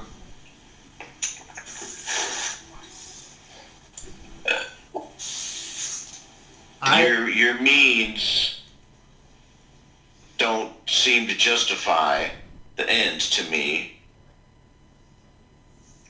That is because you give more relevance to the beings with which you lived rather than your bloodlines. It's like you deem yourself more them than us. Now I know my bloodline fed me to the dogs. Oh. So how was that supposed to make me think of you? It's supposed to make I held you dear in my heart for many years. And when I saw my father, I was elated. And I hoped that I would find some joy in you being alive, but you've proven that you bring me no joy. And I turned to leave the room. Oh. So when you turn to leave, roll a d10, please. Oh. A 7. All right. So with your distraught frame of mind, and you turn around so you can't see what's coming, you are surprised when a very strong hand grabs your arm and jerks you around, and she says, "I will not have you throw away 20 years." Here we go. Kick. Excellent. It's hard. I know. No, Excellent. every time I fucking get to play this game, it's like... Excellent. No, it's emotion, sir. I will not have you throw away 20 years. And you can see she's like spittles coming out of her mouth and her ogre eyes are starting to bug out. Just because you couldn't handle a little rape and a little torture, you worthless, gutless half thing! And she goes to slap you. You are not surprised. So, action. Is it parry? Yes. All right, roll initiative. Oh, I rolled a fucking D20. Oh. 2 on a D10. All right. So, you try to avoid the attack. So it is 1/2 of your level. Round down is what? 4. All right. So she has a -4 to open hand slap you like you're Chris Rock and she's Will fucking Smith. Boo. Boo. And she rolls. Ah! Ah! Where is it? Throw the monkey. No! Simultaneous. No! Nope. Oh, where the fuck is it? Hold on, bitches. I hope it's a 1, but it feels like a 20. No, I thought it was. There it is. One. Messenger. Nah, hold on. Messenger. D&D Jib Jabs. Take a picture. Oh, yeah. Take a picture. Send. There's a 20.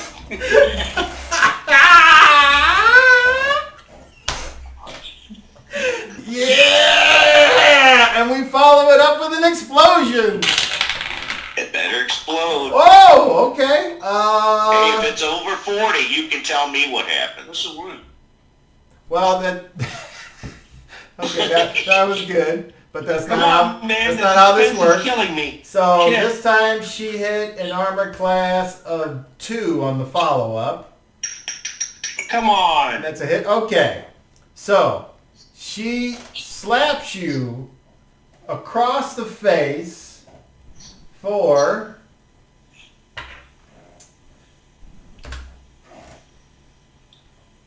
hold on here, bitch Witchell. Remember the crows and the maggots, Vanessa. Oh yeah, it's all crumbling. The green tears. Oh fuck! This is a nice slap here. Here we go. The trees full of crows, Vanessa. 8 points of damage. Yeah, that's no D2. No, because she's an ogre. That's a wake-up call. That's what that is. Hold on. Where's my jam? Right here. Okay. +1 for 9. I'm sorry. I should have said the +1. 9 points of damage. Okay. Where Is this it? subdual or full Okay. strength? You are stunned, Vanessa. Oh, woo! Indeed I am. Stunned for 1 round. Doo-doo.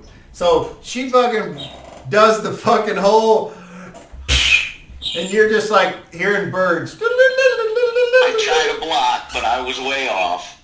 She's hearing crows. And then she yells again. You will be my envoy in Caesar's court until I say otherwise. And she proceeds to open as you had just opened, like your hand was on the door, and then like she pulls you around, so the door had swung open, and she like pushes you out the door and slams it. And since you're stunned, you need to make me a dexterity check for me, please. And there is a minus, so tell me what your total is. Okay. Hey, that's a good one. Oh. 23.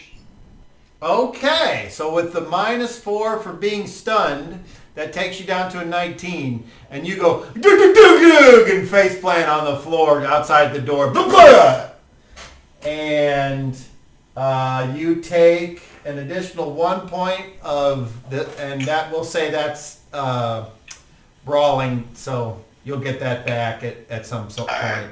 The slap damage, however, that leaves a red hot print on your face, and you after a few seconds you kind of snap out of it. Jason has his hand up.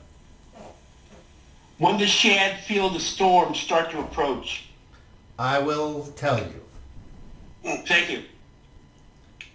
And so now you're outside the door, feeling whatever emotions you are feeling about everything that just transpired. What do you do? I turn and I push the door open. Okay. So you get up And I off the step floor. back and in. You step. Okay. And she turns to face you, and she appears like she's ready to fight. She's like got her hands to her sides, like she's ready. When I will represent you in the court, as long as you're facilitating Prince B's plea and facilitating what we want to get done. That is all I can promise.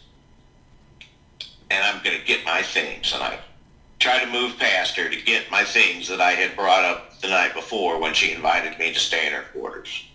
Okay, so as you are doing this, you notice that she has one of those looks on her face where, like, she's got the mad eyes, but the toothy grin. So it's kind of like a weird, like, devious fucking glee. And, A demon grin. okay, and she lets you, go about your business, and then you pick up your stuff, and then you I forgot what you said already. I'm sorry. I walk out. Okay, and she does not hinder you in any way. And as you walk away, like a globule of something you feel on your upper lip, and when you go to wipe it, it's a mixture of snot and blood. Your nose is bleeding, and then you hear the door slowly shut behind you. Shadrach has his hand up. I would like to be, at that moment, I would like to feel the storm coming, and I get up from my position on the floor and look at Boris and say, follow me. Well, he followed you all right out of frame.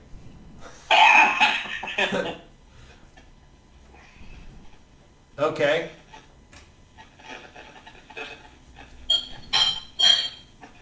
Did Pikel and Bart, were you guys just kind of We just had a short talk. finished? Okay.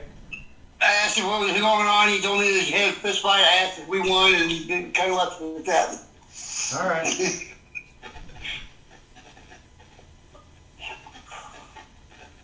So are we locked in quarters now, or what?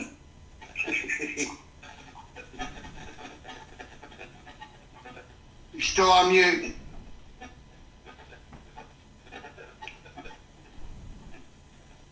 I guess since I have my slap bag, I'll spend the time to cast divination, whatever.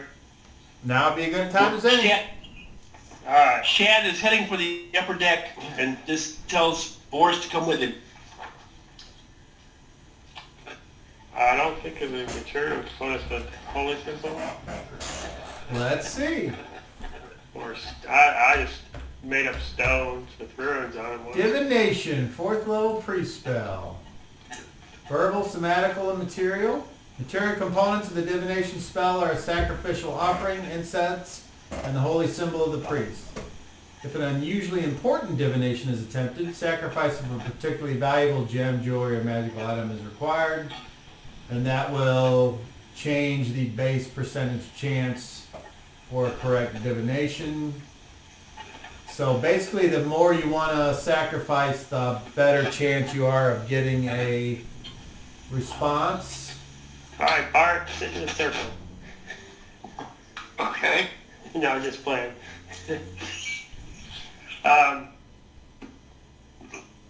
I guess, So you have incense in your holy symbol. What do you choose to sacrifice? Very like that.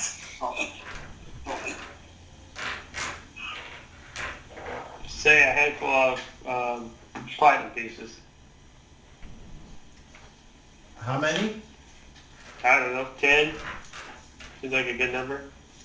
10 platinum. So you're sacrificing coins. And are these...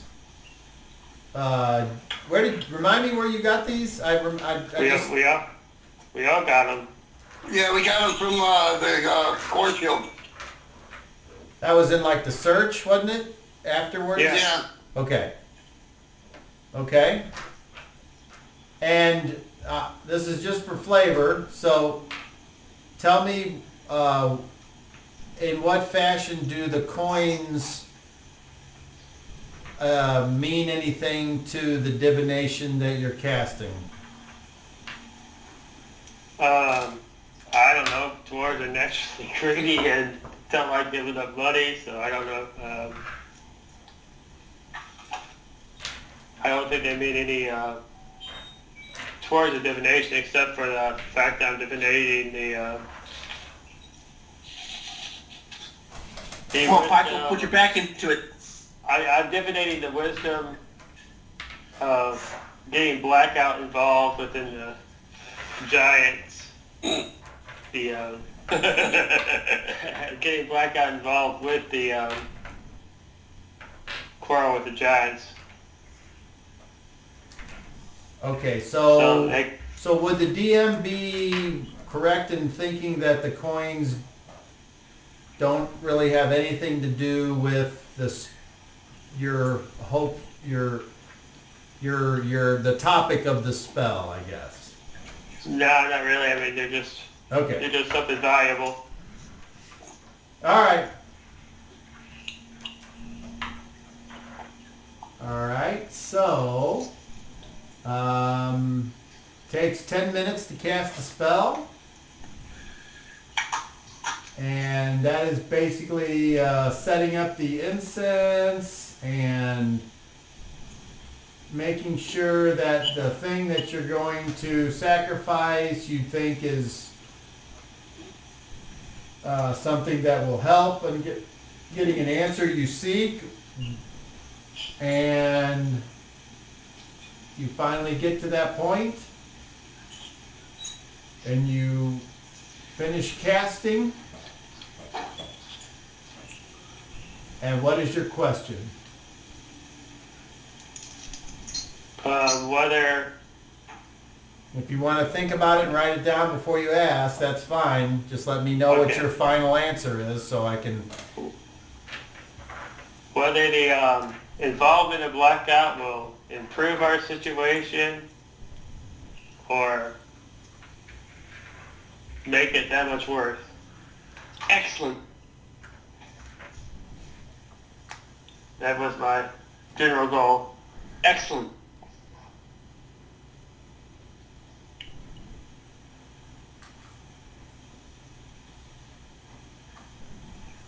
You're the long term, I'm the short term. I'm hip. All right, Michael. I'll get us there if we can. I need you to roll percentile, please. Alright. If shit goes south, we're teleporting the fuck out of here, you know that, right? 64. Oh. Whatever that means. 64. Okay. Mid-range. So you sit still and you smell the incense burning. And right before your very eyes, you see the 10 platinum coins start to tremble on the floor as if there's a small earthquake causing them to bounce, or a loud noise that you can't hear is causing a sonic vibration. Hit the gale winds outside. Ah! I'm ready. And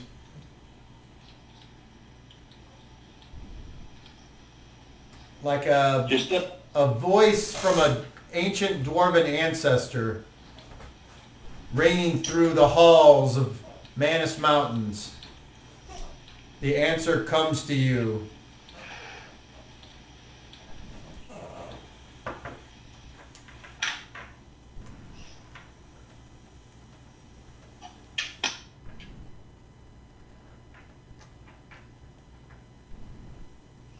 Though the dragon would provide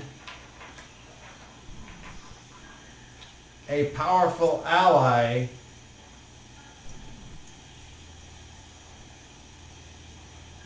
do you really think giants and dragons can work together? Much less do you think Blackout will be able to be controlled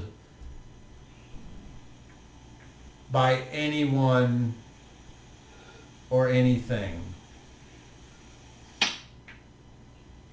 Unleash him at your peril.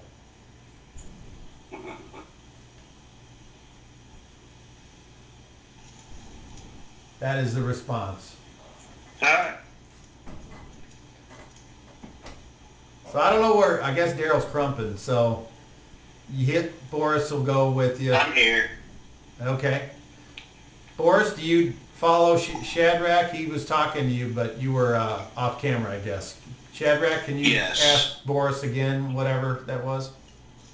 Shadrach detects the wind shift in the boat and moves to the open deck and says, Boris, I need you. You should stay below and I follow. No. Protect me. Protect me. I follow. Go ahead. Shadrach will go on the open deck. Has rain started to fall yet?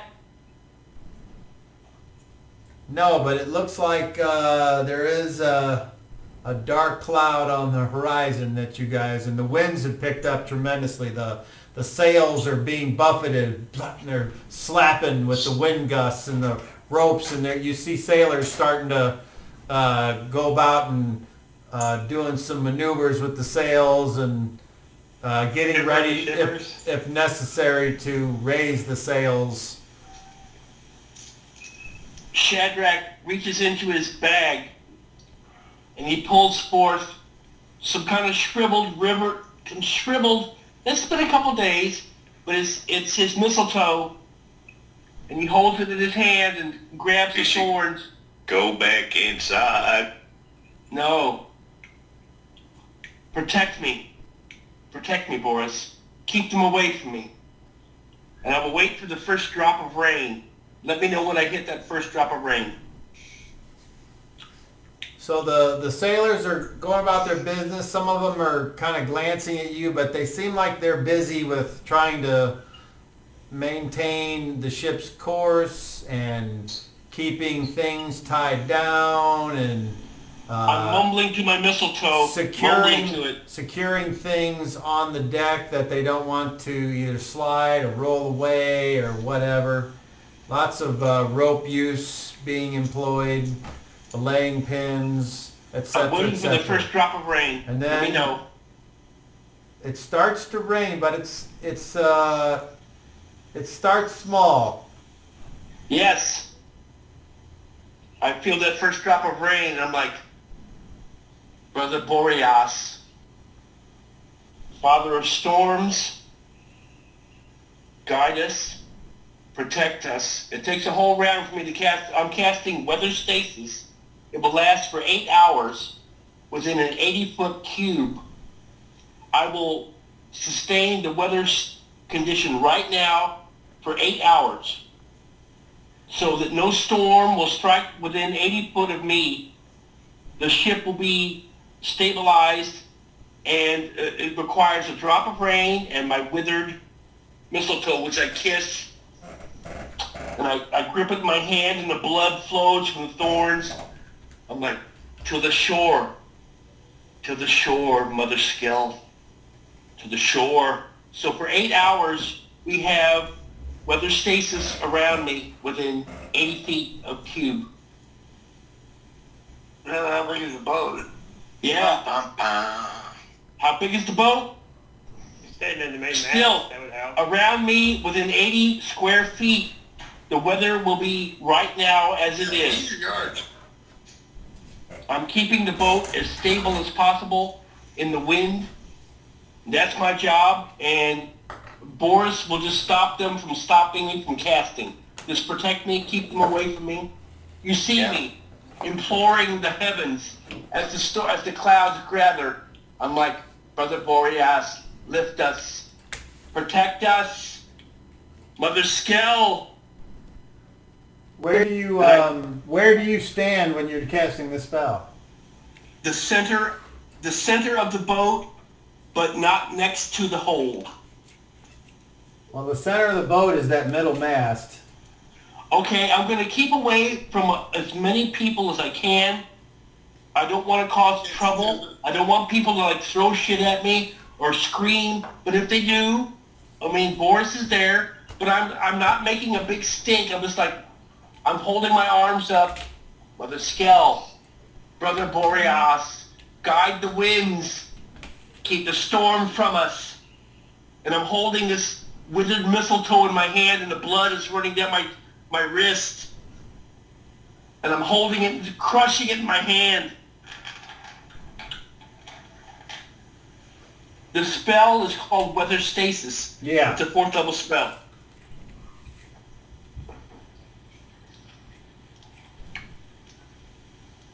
All right. My turn concern is my friends and the boat. Other than that, I have no concern. If the acramians fall off the sides, I don't care. I don't care. I don't care. Because Visa takes care of me. Well, this takes care of me. All right, so 9. That takes up the good middle portion of the ship there. It actually 8 hours. it doesn't quite. If you were to try to place it, you couldn't quite reach the 2 outer masts. Yep. I'm trying to keep the boat as stable as possible. I realize that. And Okay. I'm just like, the whole 8 hours, I'll be like, my hands up to the air, holding this, trying to sculpt the wind to keep the ship intact. If indeed the ship is in danger. If the ship is not as in danger, I will keep it as steady as possible. Well, you don't have to be concentrating for 8 hours. It takes a turn to cast, and then it's there. You can. I'll stay on the deck for 8 hours. You can do other things. I'll stay there in a lotus position, just kneeling there or whatever. Every once in a while, I'll hold my hand up.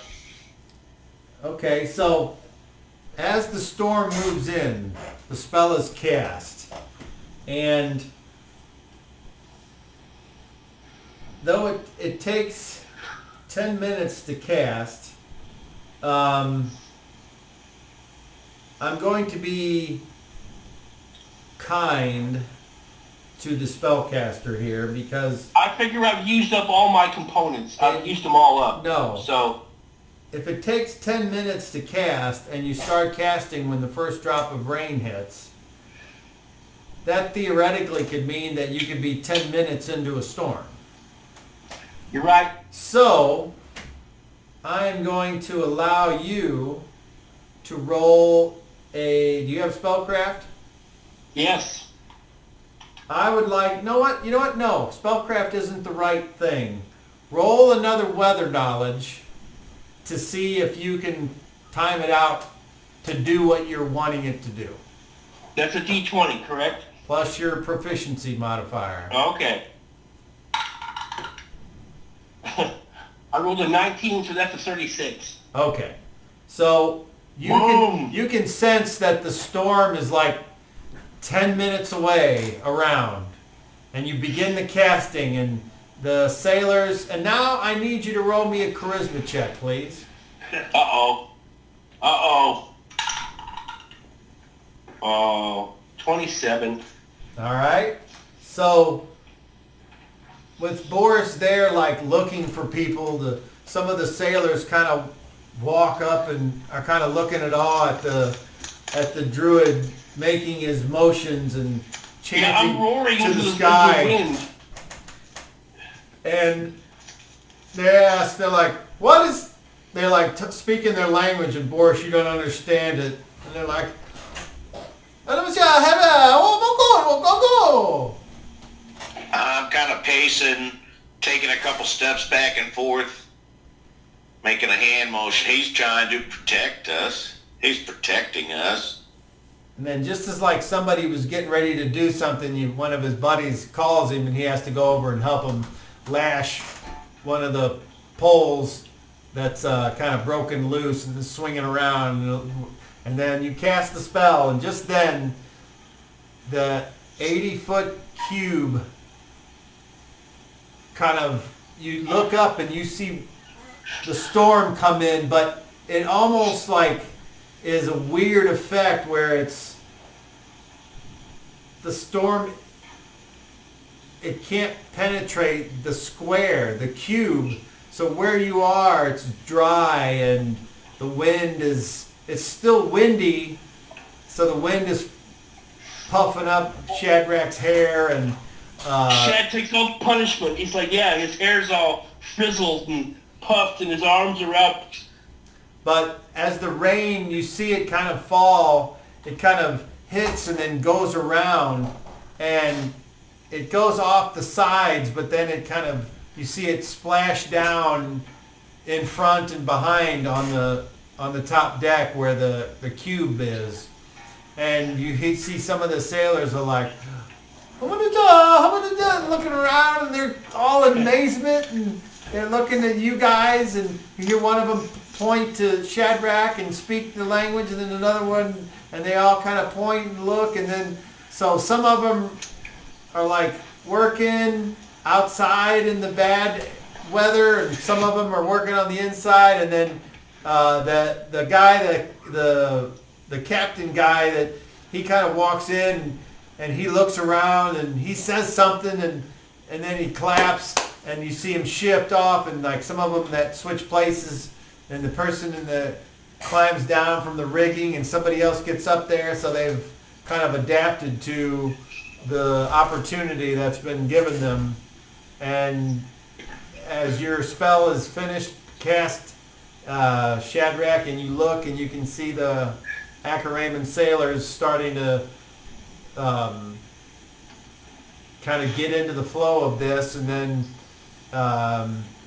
you see Covidius walk up to you, and he's like, "What did you do, Shadrach?"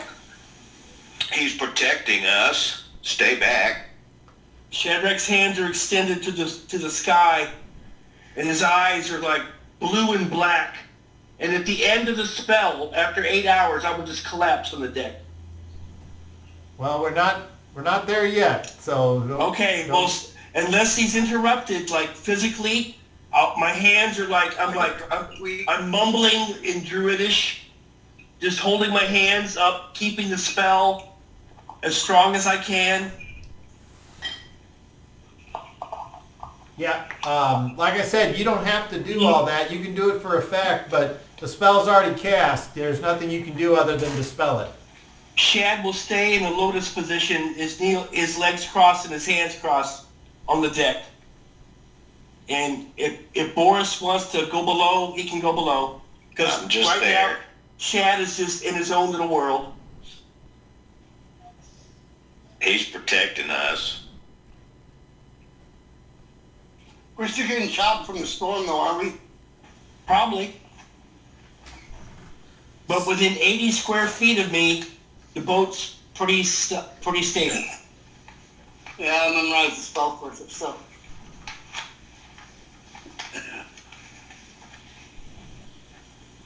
Oh, I see. I killed him, I don't want to ruin his. Never mind. All right, so, well, Bart, you don't know what's going on up above, so you don't know if you would ruin anything or not. If you want, Can we kill both? if you want to go up to the top deck, you certainly can. Okay. And Well, if the boat starts being turning, I'm going to go up top. Does Bart notice if the boat is pitching wildly or anything like that? everybody that's on board can tell that the seas are not necessarily calm. So Excellent. I get that. Yeah. That's what I was really angling for. So Bart, you head out of the room, and Pikel, are you going to stay in the room? Yeah, Pikel's wearing armor. He's staying away from the edge of the ships. Okay. And where's Vanessa?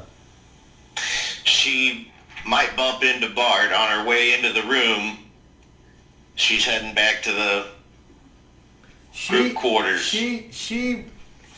Okay, so we're going to have to back up here. So Vanessa goes over there, and she sees Pikel and Bart in one room, and she sees Guy and Paco in the other. And where would she like to go? She will go where Guy and Paco are. Okay. He stands up and draws his sword. Yes? You notice that Vanessa has all of the clues that would be upon her per the encounter that we role-played with her just recently. And She's disheveled. She's crying. He draws his sword. He says, "My lady." Excuse me. She's just going to go find an empty hammock and throw her things down and He be says, alone. "The green man's on deck. I saw him go up there. He said something about a storm. I feel it now. Why are you here? Paco, get your sword." What are you doing? What do you mean? "Why are you here? I'm taking respite. You were sleeping in the other room. Now you sleep here?" I slept there last night, and I've had a disagreement. The green If you'll man's on excuse deck. me, I'm Can't going to walk- be alone. Shad says, "Well, there's two of us here. Do you want to be alone?" you mean Guy says. Yeah, Guy. Guy says, "I don't know what Paco does." Guy's like, "Get out of here. Go back to your mother." Are you serious, Sergei? You came here now while the green man's on deck? I Came wasn't here now? looking for... I'm not looking for Shadrach. No. I was rejoining my friends. Maybe I'm mistaken. My lady, I thought you were to protect us seek and your see rest, us on my our lady. trip. Seek your rest, my lady. I defer. And he'll put his sword back in to my lady. But his She just eye, kind of... she's looking at you like you smell bad. Guy's looking If at there's you a- like, If there's a chair or something, she'll just sit in the corner and There's a stool. she'll sit down and just pull out a book and start reading and praying. "Come on, Paco, let's go get some fresh air." And Guy will go up on deck. Okay. So that leaves Vanessa alone in that other room over there. That's fine. And Pikel is now, you hear Guy. So when Guy and Paco leave the room, Bart comes out of that other room and you guys are all there together. Your Majesty, you feel better? Oh, I never felt better. Well, thank God, because the food on this ship tastes like shit.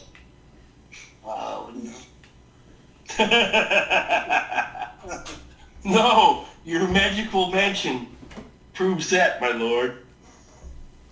So just then the boat kind of rocks a little bit and you guys are like, "Nyeh."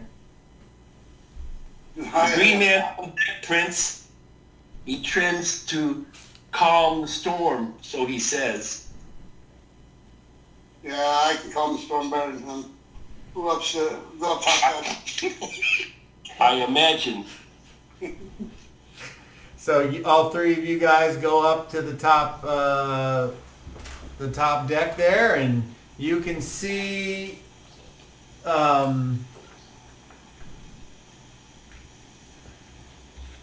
Shadrach finish casting a In the spell, lotus- and then the He's in a description lotus position with his that I arms gave. crossed, kind of just curled up in a ball. for the weather.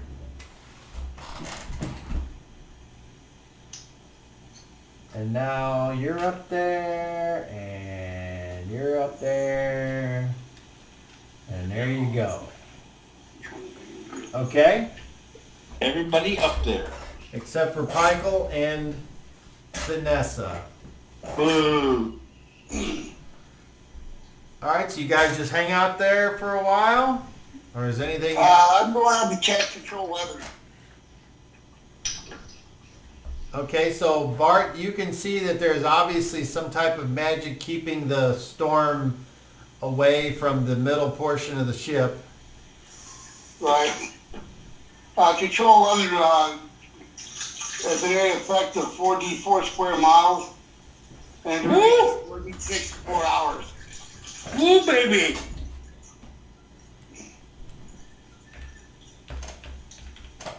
And, I think I could reduce the gale to a moderate wind or a strong wind. I was going to say Shad stopped it when the rain first started, so it wasn't full gale force strength yet. But that's my personal opinion. Well, it's gale right now, but we're not getting Yeah, the gale. we stopped.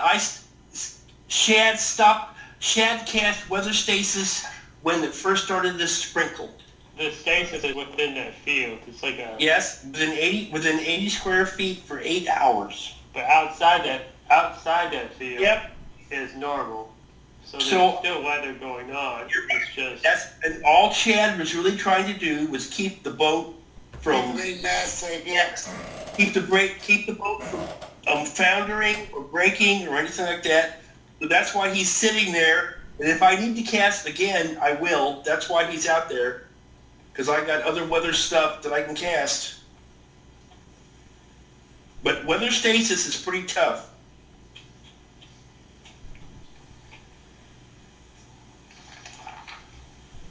You already said that you were sitting in a lotus position for 8 Yep. hours. I'm just like got my arms crossed. Now, I'm in a lotus position. I'm rolled up like a ball. Yeah. That's fetus position. Well, you can No, I'm not by side.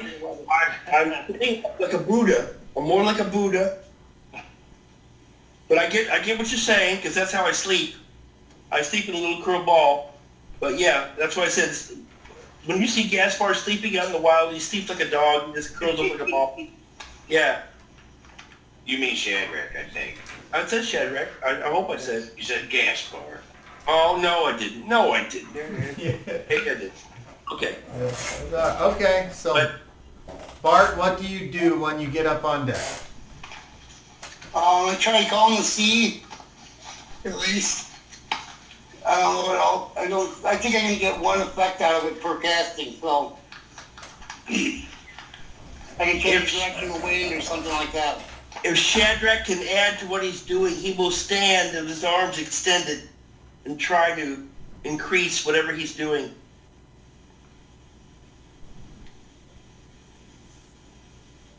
It didn't read. Chad's first concern is the people in his group. What'd you And say, the Brad? What'd you say, Brad? I didn't quite get the reading was kind of weird on it, so I wasn't sure what I like to do. Conditions for control the direction of wind. Can you cast weather stasis, Bart? No. Oh, Please let him play it out. So Brad, you cast the spell, right? Right, yeah, I'm casting it. I'm trying to reduce the chop on the water, I guess, so it's not so bad on it. Okay. Do you want to role play anything about the spell? It takes me 10 minutes to cast it. I come up top, I go to the bow of the boat, and I start, I grab some incense, light it, reach in my bag, grab a bit of earth and wood, mix it in water.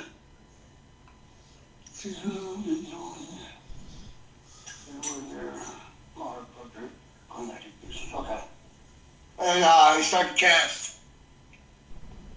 Okay, so I start now, about and magical energy starts traveling around me. I need you to make a charisma check for me, please. Okay. D20. Correct, and add your charisma and give me a total.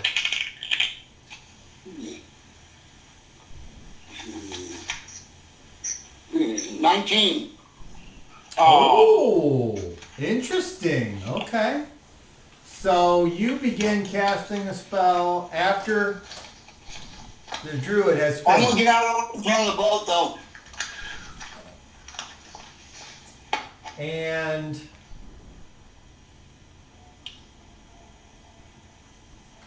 Boris and Shadrach, you see a couple of sailors heading towards Bart.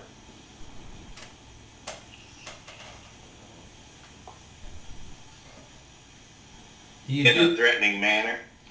Well, you're not sure. They're not brandishing weapons, but they're heading over there. I'm keeping an eye on them. Shad sees Bart and raises his hands. Boreas!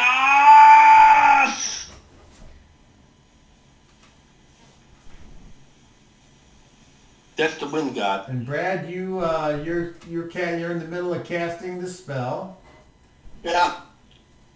and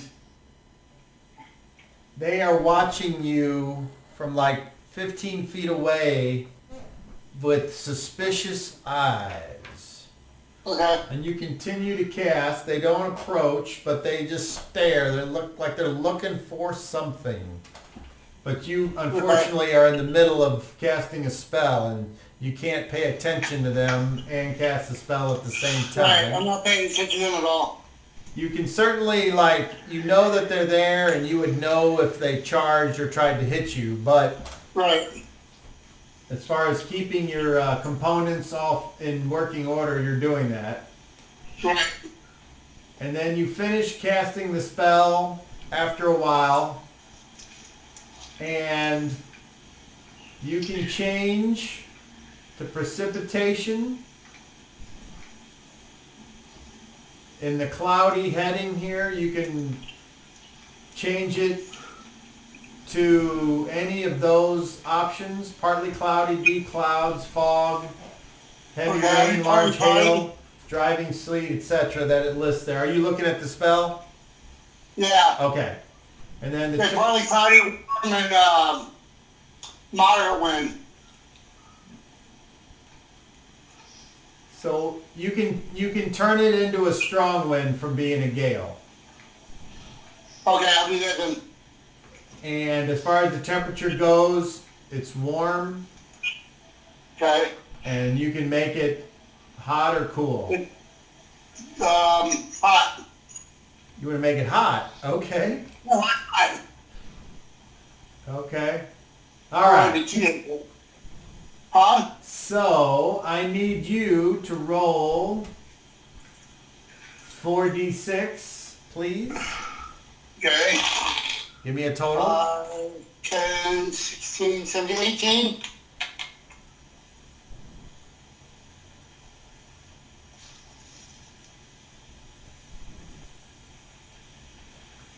And I need you to roll 4d4, please. 8, 9, 10, 12, 13, 14. Damn. That'd be a hell of a night, this one. 14 damn. Okay. So when the spell ends, everyone on the ship feels something in their bones. A low humming, like somebody revved or started an idling engine outside of your home. And then suddenly you see a little bit of light starts to creep in, and the rain stops, and the dark, heavy clouds change to where the sky has become partly cloudy as far as the eye can see, and the air starts to warm up, and the wind, if you were in a place where the wind could change, which would be outside of the cube, you would feel... Oh, I can feel the cube. You see that outside of the cube are the sails on either end of the ship. The sails stop flapping and popping as much as they were, and they look more like there's just a nice strong wind that begins to push the boat along. And there's like a quiet almost that overtakes the crew as they look around at each other and their surroundings in amazement again. Oh. And Jason has his hand up. Shad will fall to his knees, or at least raise his hand and say, Mother Mitra, Brother Erentros, you have saved us. Thank you. And I'm saying this in Druidish. So I throw my hands up and yell in Druidish. So now Bart is up near the front of the ship. Just watching this cut through water. And you have cast your spell, and now you're standing there looking at your handiwork. Because as far as the eye can see, it is the weather that you have willed into existence that now dominates 14 square miles of the sea. Far down the sea. I believe that follows the ship, doesn't it? It follows me.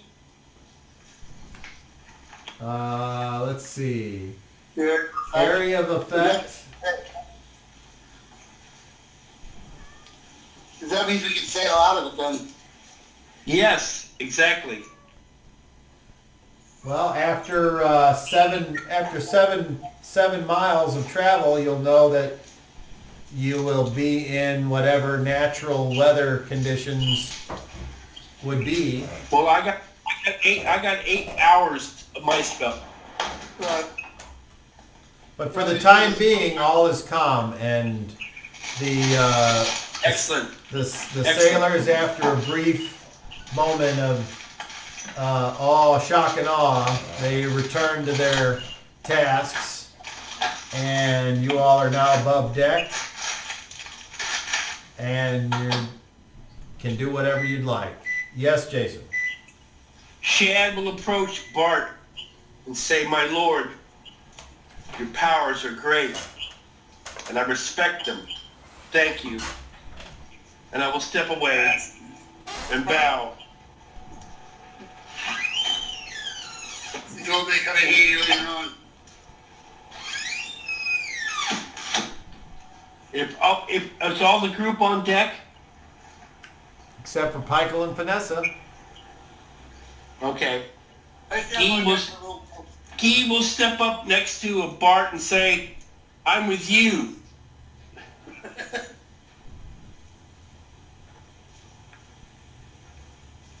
My lord. Covidius is like, okay, that was cool, and he walks away. Shad will bow to him. Don't bother me, man. It's all good. Shad will bow to you, my lord. All right, so I take all that from me. Do we see a shore? Do we see trees? To the west. you To look, the west. and all you see is sea. Hey. Guy is like, come on. 4 days. Come on. Are we lost now? A storm and here clear skies. And 4 days. And where's this island?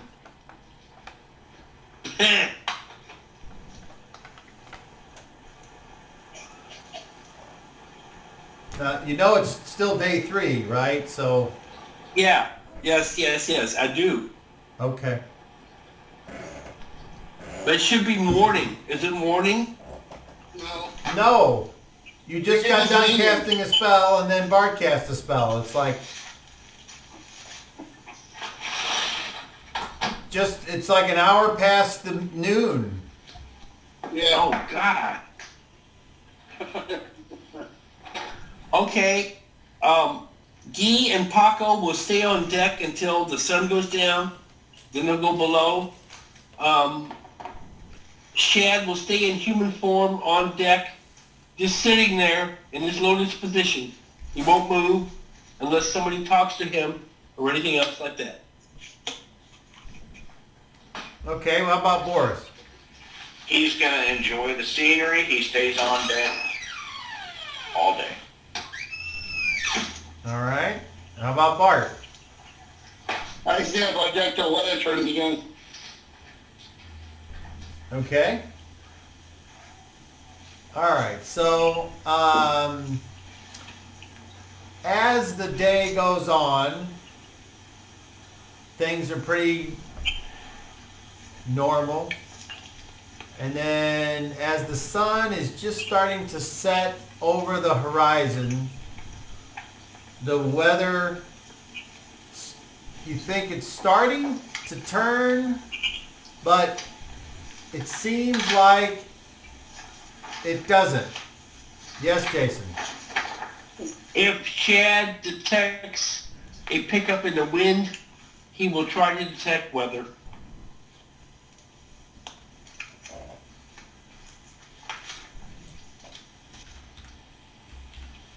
If he thinks it's going to be smooth sailing for a while, he won't bother. But if he thinks the wind kind of like chucks up again, he'll detect weather. Okay. I'll just do it because it's a normal thing. I'll just do it. I'll be like, what do the clouds look like? Because I do that anyway now in my normal life. It looks like whatever storm there was is you've either moved past it or whatever. So, okay. Shad will touch Boris on the shoulder and say, I need to sleep. And go below decks. And sleep. all right. So Shadrach goes below deck and goes to turn in. What's everyone else do? Boris and Bart. How close is it to full moon? Boris will keep on. It's probably about a week until the full moon. Okay. Boris, you go ahead and just turn in when it gets dark. I do. Okay. Bart. I do too. Okay, so whenever Paco and Guy get back to the room, is Vanessa still there? She is. She's sitting and reading. Okay. Oh, Shad's going to approach Vanessa. Okay, so we'll assume then that there's no interaction for those individuals. So then finally Shadrach comes down and he sees Vanessa is in the room. What are you reading? The He'll Holy touch Text. the book. I've seen you in my dreams. I saw you as well. Okay. Blood is coming, my sweet. I can't protect you. You've chosen your path. I'm going And I'm to... here.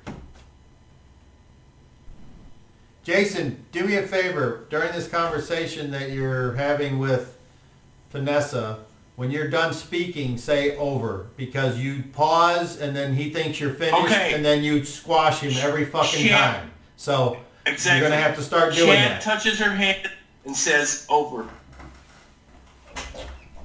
My mother wishes me to represent her in Caesar's court. And I don't want to. But that is the price I pay to get Bart his way to his audience with the king. Over. I grip Vanessa's hand if she'll let me, Yes. and say I'm sorry. My dreams were fierce and black. You were always my lady. But when we reached the foreign shore, I promise you nothing except the storm and the lightning. And when I tell you to run, you must run.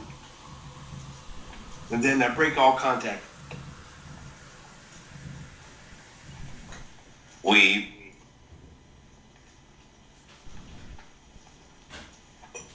I don't know what to say. Shad curls up like a dog in the corner. I may do things that you think are wrong, but I'm trying to do what I can to further the blend. The balance, my love.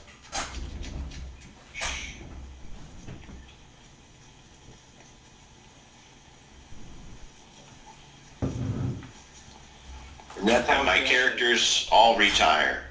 Boris will take first watch. And Guy will take morning watch. Okay, so over in Pikel and Bart's room, anything going on there I need to be aware of? And that's spooning.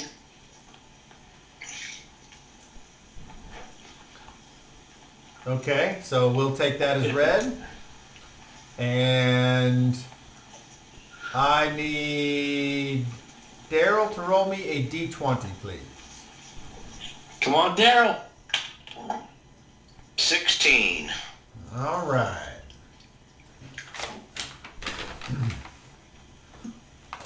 Everyone settles in for the evening. The first watch with Boris, nothing happens. The second watch with Guy, nothing happens. The next day, you hear the movement, sounds of life, people starting their days. I need everyone, this time including Bart, because he's here, to make charisma checks, please. Oh, God. And I will call for the rolls, and we will start with Bart.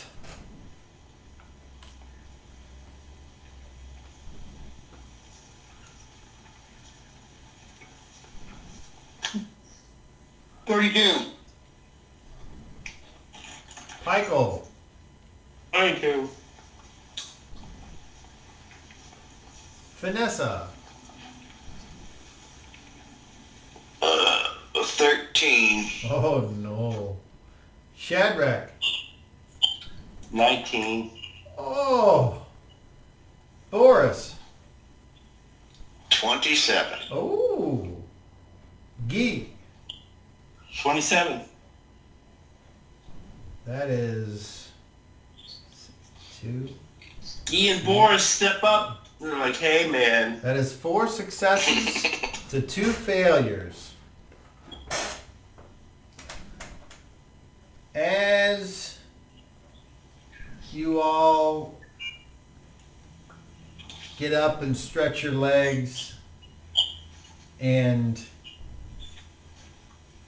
prepare for the The day. ship is up safe. The ship isn't wrecked. So, hey. You hear the sound, unfortunately, Dragon. of a bell ringing. And then another bell. And then a bell closer. And then a bell on the next deck up. And then a bell on the deck on your bottom. On the bottom. Guy draws his sword. And what do you do? Does it sound like everybody's moving to the top of the deck? No one's done anything yet. You just hear the bell sounding, and you guys are down at the bottom deck, so you hear people moving above you on the ceiling. You sound like they're moving quick. Yep. Going upper, man. I go to the deck, upper deck. Okay. Do you take the time to get outfitted? Oh yeah. Okay, so that takes a while, and you're putting on this armor by yourself, so it takes a little bit longer than you would like. Yeah. Daryl. Both my characters gather all of their things and begin to head upward. Let's see what's going on, Vanessa says. Okay.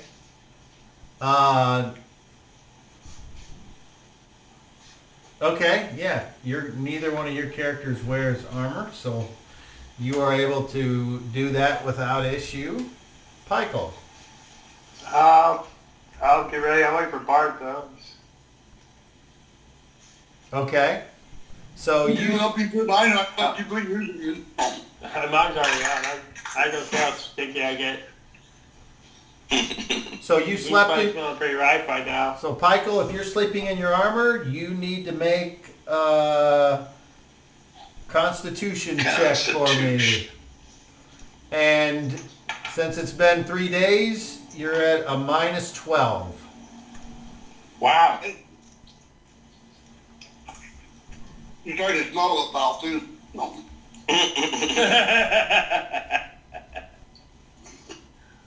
No, I think we're ready. I think we're ready. What'd you get, Pikel? 3. Okay, so you are exhausted. Oh. Sleeping in armor? Mm-hmm. Yeah. It's uncomfortable rest. That's not a thing. You can do it, but if you do it prolonged, it's just, you can't, that's not the way it works.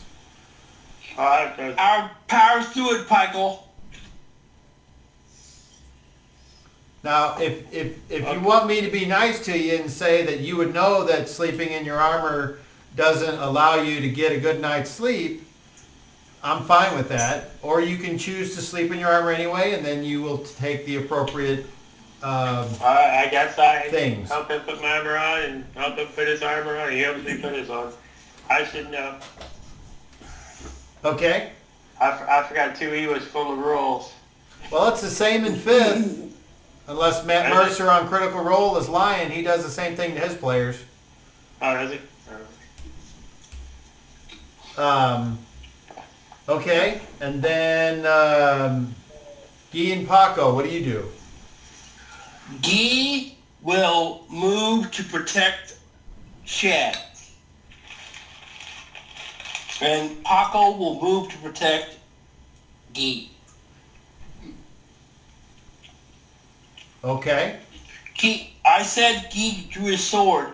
Stepped on deck, drew his sword. He's like, oh, okay, who's next? Huh? We don't even know what's going on yet. We got the storm. The ship is pitching. It's a weird situation, and Guy is going to protect Boris and the Green Man. Okay, well the ship being pitching and moving in a storm, that was like 8-9 hours ago, so that's... No, Guy is on deck and just watching Boris. So there you go. Alright. So Guy... If anybody moves to attack Boris, Guy will react. Does Shadrach put his armor on? No. Shadrach is just in his lotus position. Alright. Shadrach doesn't care about his armor. That's irrelevant. So Guy was on the second watch, so he has his armor on already. Yeah, sure. This is morning, man. The storm was yesterday. Yeah, if Guy is on deck with his shield, and Boris has been there for hours, and so is Guy, and so is Shadrach. That was yesterday, isn't it? Am I wrong? We got the boat through the storm. And then you went to sleep. Yep. Yeah, Cobb. Can you clarify, please? It's the next morning. The weather is all gone and calm, and if you slept in your armor, you pay penalties, and if you were on watch, you already had your armor on, and so you can, Thank you. I'm not sure what game you're playing, Shadrach. It's probably fun, but it's not this one. No, So. the only way Shadrach is trying to get us as far as we can, as safely as we can. Nobody flying overboard. No death. No storm. Dude, it's over. It's the next day. Yep, we're good. I'm good. I've been good this whole time. Daryl. I've been good this whole time. Hey, dude. Okay, so the first person up there then is Guy and Paco. And Guy, you see what appears to be the sailors preparing to fight something, and as you look in the direction that they are looking, you see approaching from the sky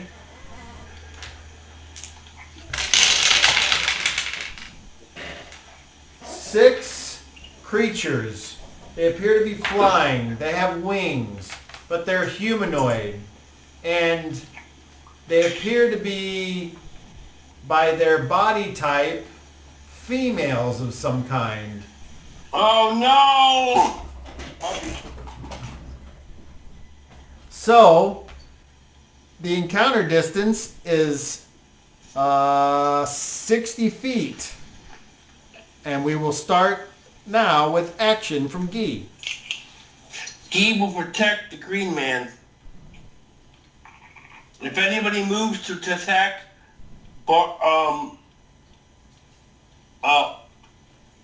Shad, I will protect him. All right. Any aggression towards me, I will attack. Roll initiative.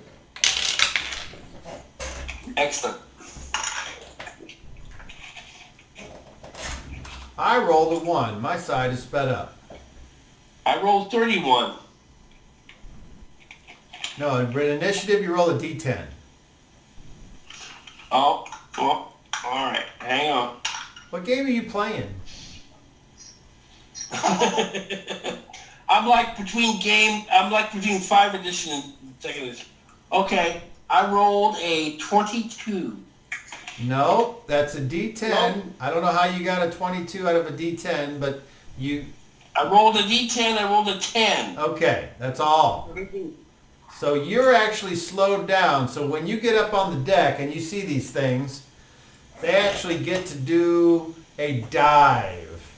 And they dive, and a couple of them pick off a couple sailors. A couple sailors slash at these creatures, so they're now in combat. However, 2 of them fly down, and they will attack you and Shadrach. So the first one, and let me give you a description of these creatures now that they have gotten close.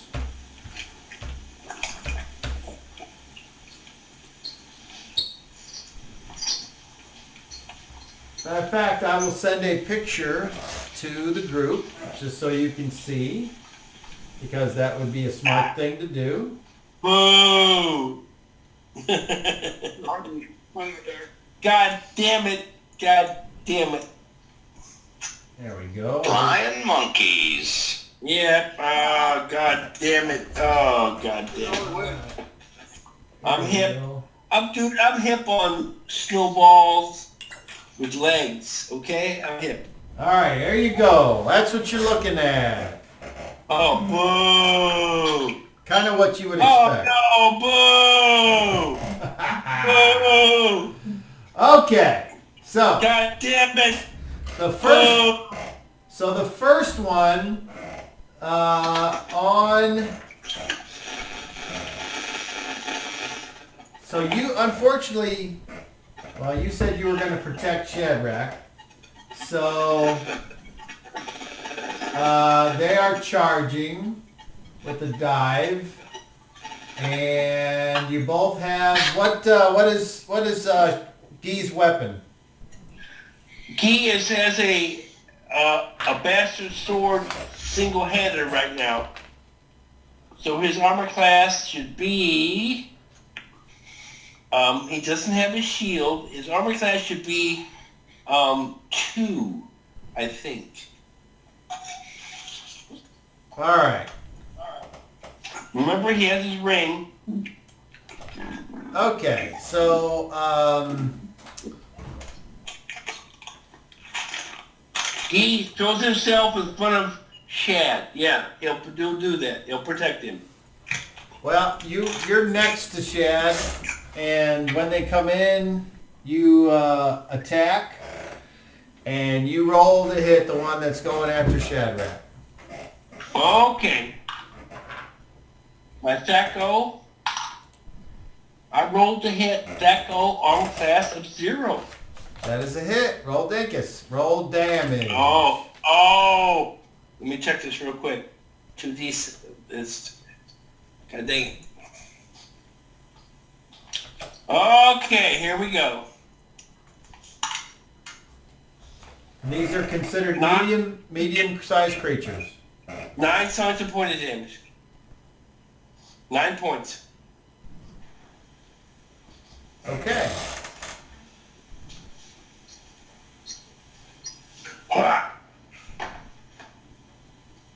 All right. You slash at the creature. You do damage. Is there a? I don't know if there is or not. I went up 7 because I get 2 attacks per round right now.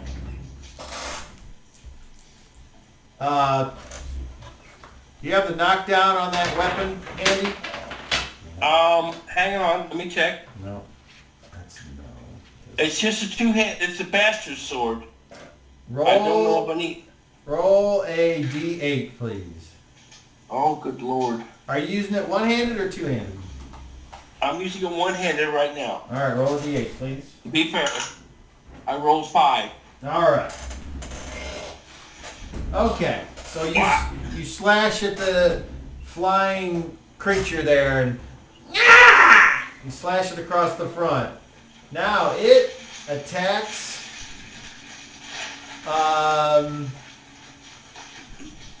Well, you're there. You move, so you're going to take an attack from 2 diving, flying, ugly female things. So the first one hits an armored class of 0. You're gonna miss. What's your... Okay. You gotta hit me at like -2, Okay. I think. Well, we need to know if we're going to have fun. and I roll have this my correctly. shield. I have my shield, and I have my ring, and it's pretty sure it's -5 on top of chainmail. Yeah, you gotta hit like minus class armor 3.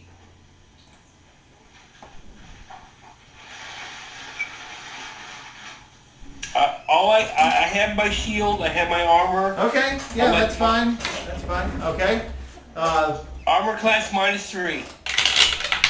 The second one, oh, that's even worse. Okay, so they, okay, those were charge attacks. All right, so they miss, but they are now engaged in melee with the 2 of you. Yeah, he is like protecting the green man. And they are flying at about 6 or 7 feet off the ground. Oh no! So those represent them.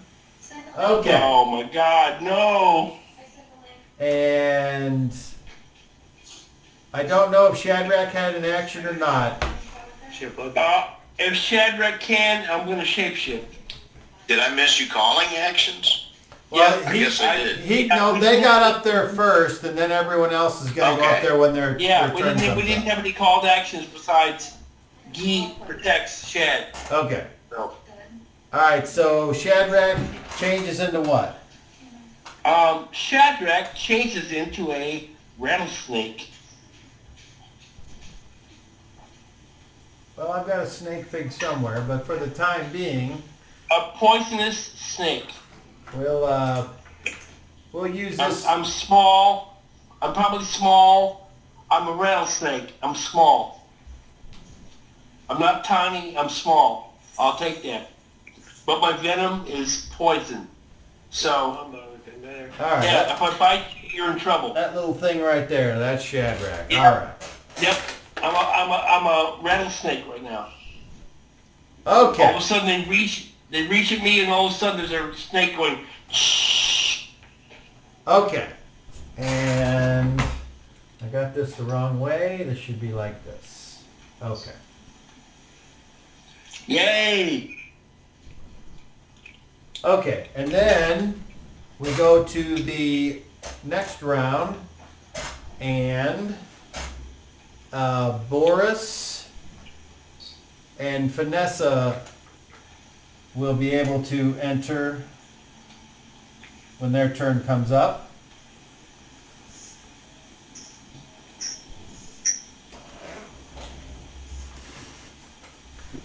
And then Pikel and Bart, you will be last. Oh, as in Since we're, the following no, round. So hold on. Okay. So, actions from Guy. Is anybody trying to attack, Shadrach? Well, they are threatening the both of you, so it's very possible they could attack him if they wanted. If anybody moves towards Shadrach, I will attack. Okay. Shadrach. Shadrach will sit as a rattlesnake and shake his tail. Shh. That's all he's doing. If anybody moves towards him, he will strike. All right. Anybody?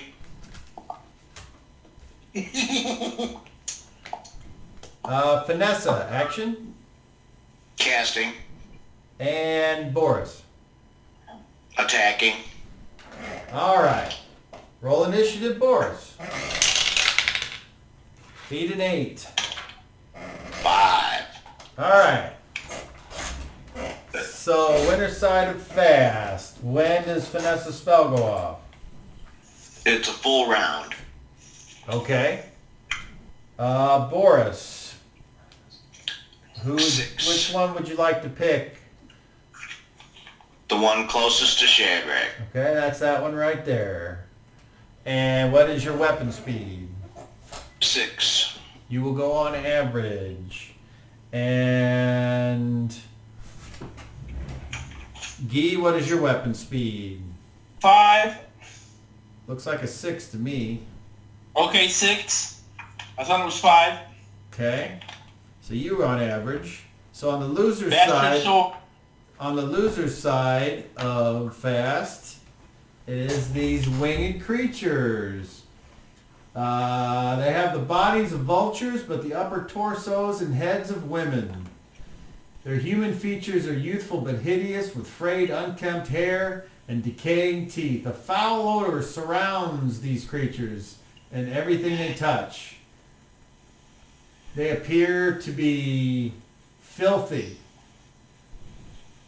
Their dress, if anything, is limited to tattered rags and shiny trinkets taken from who knows what. As they are attacking, they're doing horrible cackles and shrieks. That is driving you insane. Okay, so the first harpy will attack Guy. Oh, that's a horrible miss. She swings wildly. You don't keep you go to block with your shield and you can't even hit her because she's so off balance. I grab her arm. Come on, man. I push her away. The other one seems to not know where Shadrach went and will also attack Guy. And that's even worse.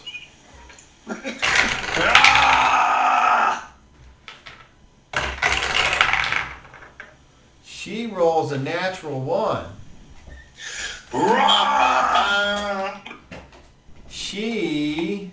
He presses, pushing her with his shield.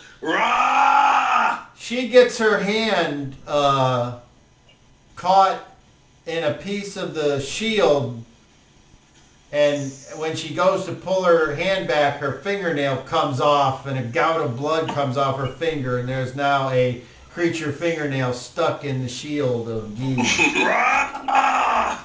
Okay. Her away. 2 more of these flying creatures come over, and one of them attacks Boris, and the other one attacks Boris. The first one hits Defend, Boris. It's an Defend. armor class of -1. Hit. Okay. And damage. Oh, my bad. Okay, so they weren't charging, so that was a hit, and then armor class of 2. Hit. And a bite attack hits an armor class of 1. Hit. Okay. So, Fuckers. Boris, you take a D3 for each claw and a D6 for the bite. You take 6 points of damage. And there's no chance of knockdown. Okay. And Just let me know when the shouts of the sailors and these creatures, and you can also hear that coming from a different part of the ship, like further towards the aft, you hear a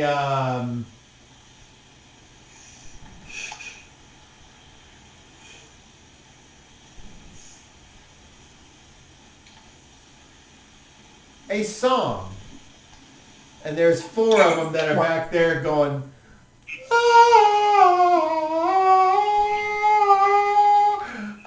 and hold on here, let me see. Let me know when Shad can go.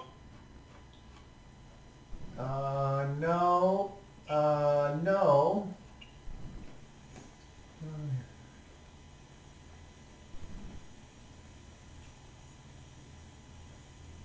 Okay, well, I need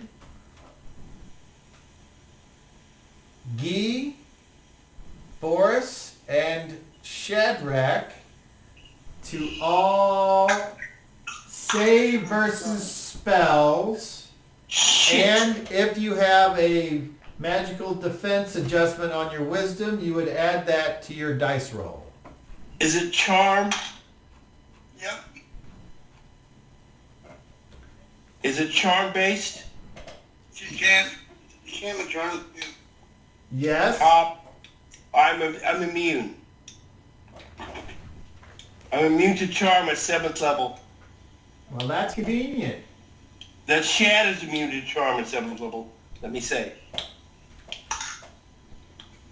Guy rolled a 28.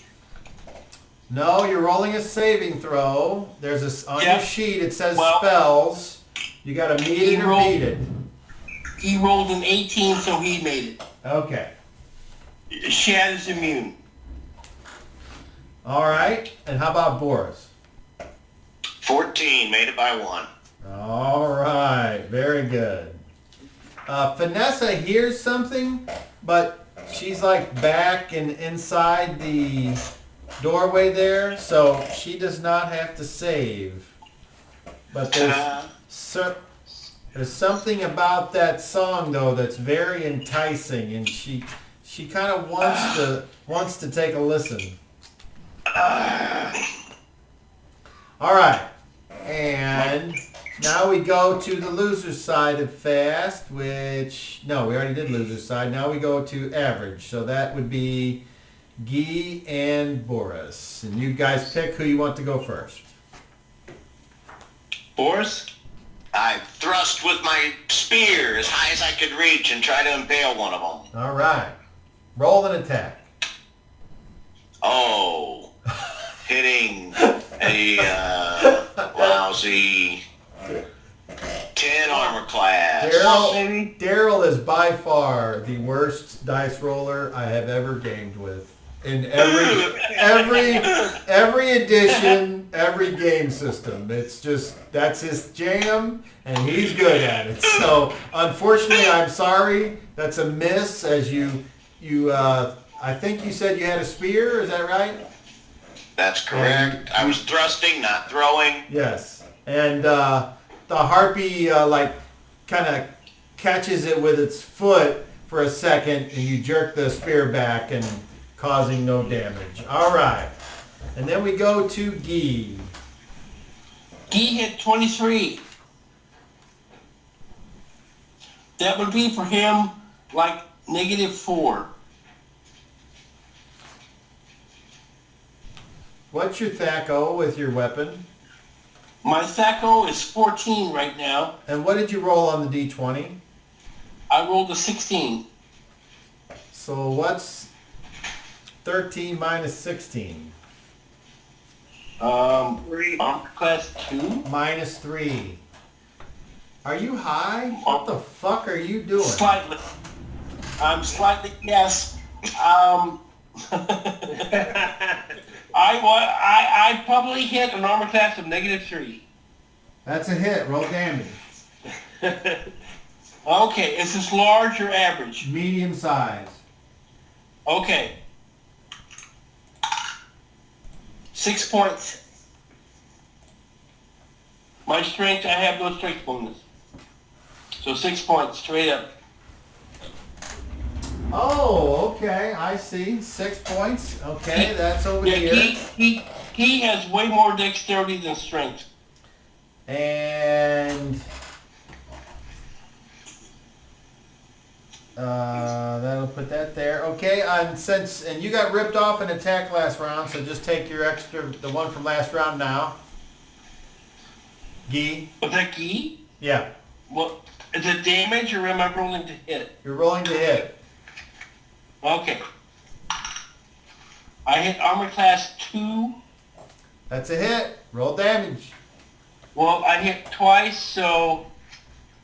Okay, here we go.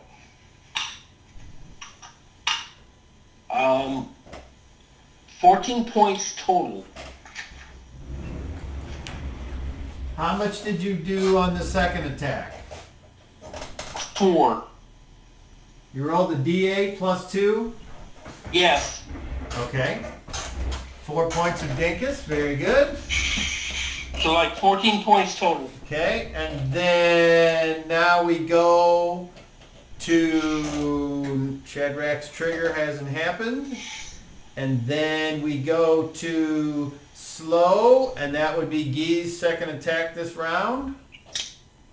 I'll attack again. That's just a straight chop. Armor class 3. That's a hit. Roll damage. Okay. 10 points. Alrighty. That was a big one. Yeah, that was a big one. This particular creature that you're in battle with is looking pretty hurt. She's still flying, but she has multiple wounds from you stabbing her, and she's like screaming, "Yeah!" All right. This is a winged, flapping, flying hag, right? Pretty much, yeah. Yep. Ah! Okay. And Shadrach's trigger did not happen. Would he like to change his action? Nope. Shadrach is in his lotus position. As a snake. Awesome. No, Daryl, don't. Let it go. So you see this snake all of a sudden coil up, and then like he bends in this impossible angle to where he's almost like in a star. And you're thinking, how can a snake form like that? But somehow it does, and it balances on like this bend in the middle of the snake, and then it crisscrosses its tail across each other in the form of like two weird snake tail legs, and stays there. All right. And then, now, finally, at the end of the round, Vanessa's spell goes off. And what is the spell? The spell is deflection. She's praying, oh, Holy Blend, protect my hero and allow him to deflect the blows from battle that he is about to face. And she casts on Boris, deflection. All right. Let me familiarize myself with that here. It's a first level spell in case you Deflection, wonder. there it is. When the spell is cast, a chosen creature within range is surrounded by a mystical shield, protecting it from missiles and blows. The creature is allowed a saving throw versus death against any attack for which a successful hit is scored. If the saving throw is successful, the creature takes no damage and from missile and half from melee. Through the power of the spell, the creatures manage to nimbly sidestep the shot or deflect a blow of the reverse attraction. Good for a blah, first blah. level spell. All right. So, and that lasts for 2 rounds per level. Daryl, if you could keep track of that, please, that would be helpful. Okay. And now we go to the end of the round. And we have a snake. I wanted to see the armor go back in it. And then, okay, so now Pykel and Bart are have their armor on. If you'd like to know what they think about putting armor on, I can read that to you just in case. I'm kind of giving you guys the benefit of the doubt.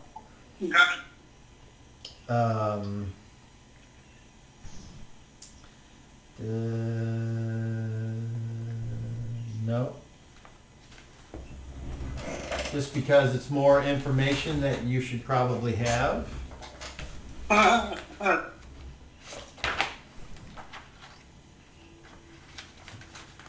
I don't mind. Armor, nope. Armor, okay. Armor,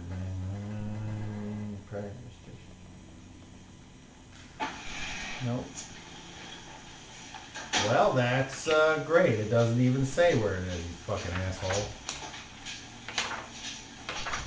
Well, that's fucking stupid.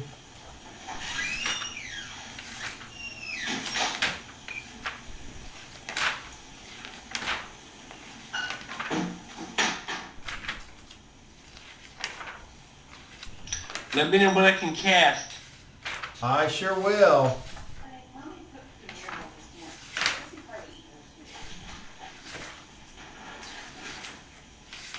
Alright, well, I don't know where it is, so fuck it. So,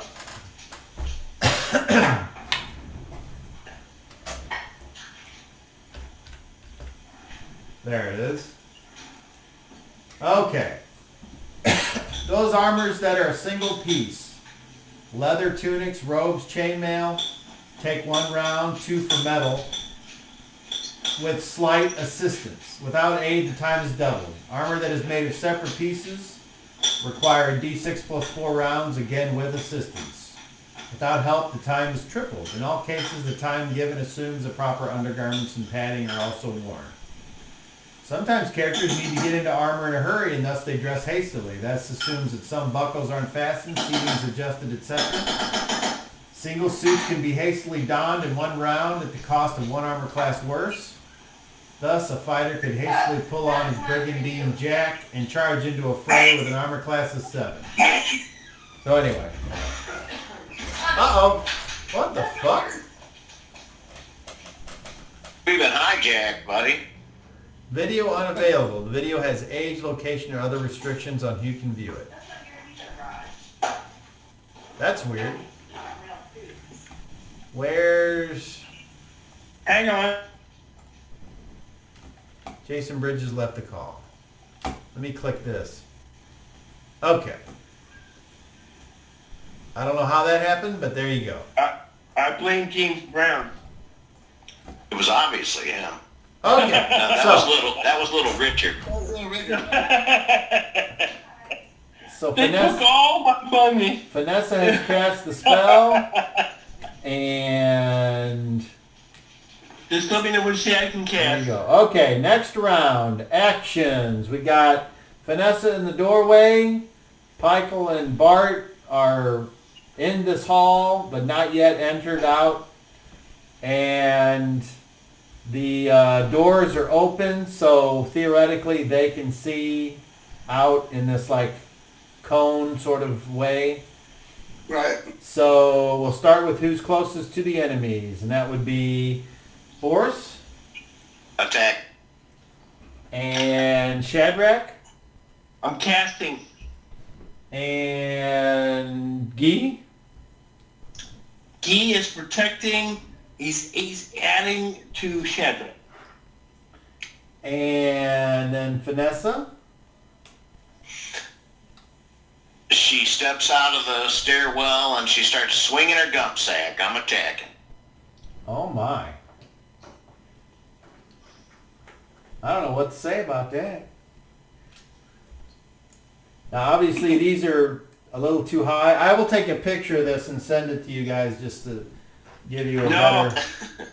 The shit's a bit to have the fans, a sir. better look at it, because I know from the overhead No. view The shit's a bit to have the fans, it's sir. a little hard, but hopefully this gives you, and like I said, these are, you're actually within melee of each other in this thing here, so. All right, let's do Oh, shit. this. And then I will send it, and hopefully, if that helps with visualizing what's going on.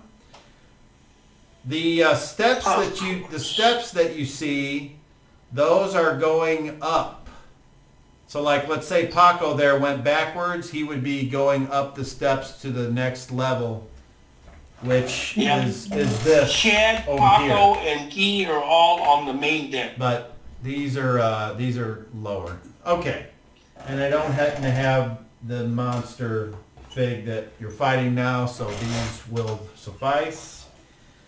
Monster Fig. And so we got attack, ready, attack. Shadrach was doing what? Casting a spell? Casting. In snake form. So you can't... I'm casting a spell, no snake form. I'm casting a spell. Does the spell have verbal or somatic components? I'm casting Horns of Hathor. It's pretty sure it's mostly verbal and somatic, but I can check real quick. Hang on. I was looking at this. Are you staying in snake form? I was on deck sitting in lotus form. I wasn't in the snake. I was not in the snake, sir. You turned into a rattlesnake. Oh, that's true. Okay, I'm a rattlesnake right now. I'll take that. I'm a rattlesnake right now. If anything moves towards me, I will strike.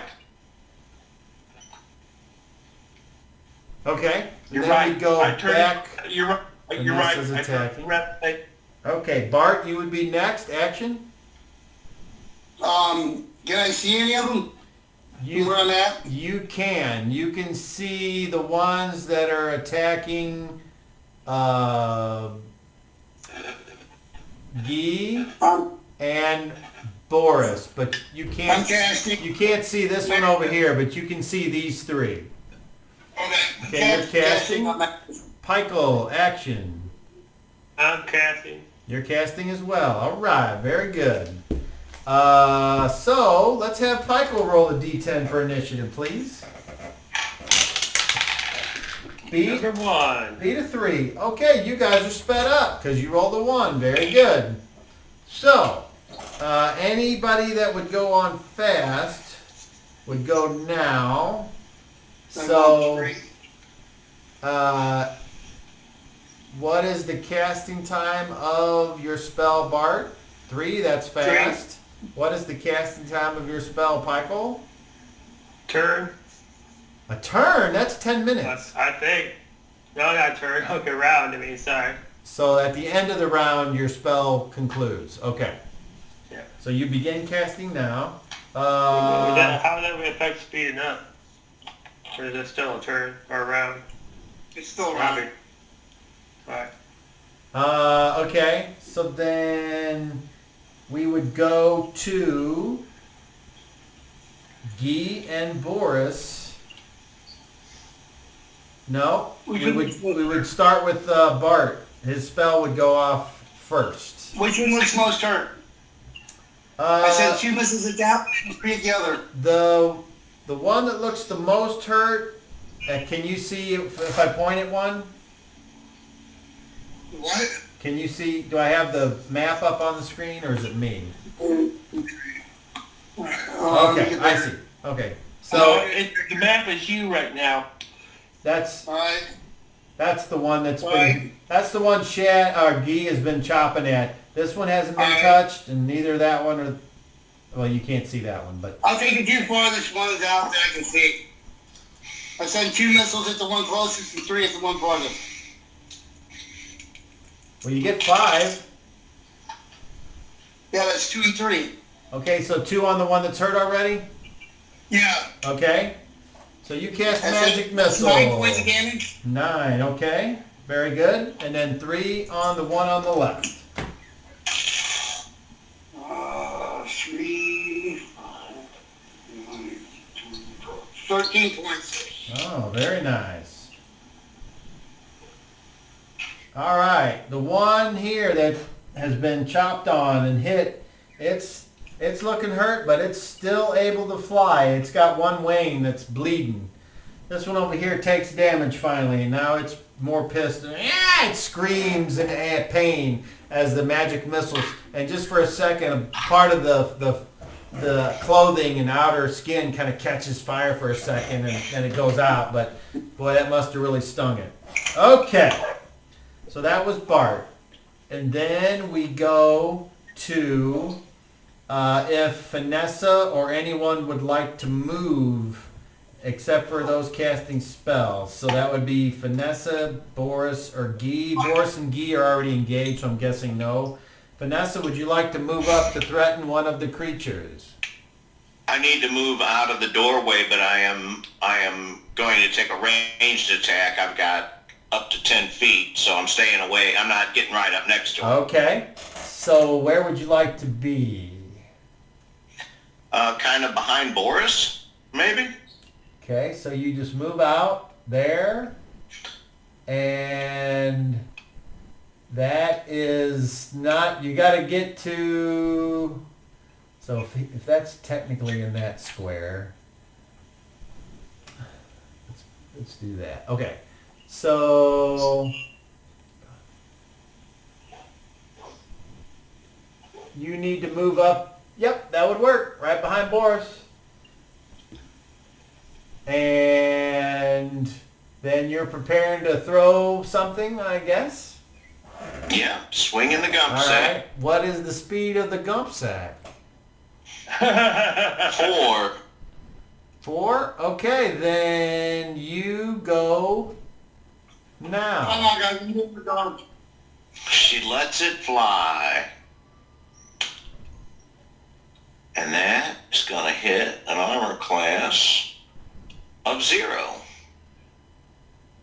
That is a hit.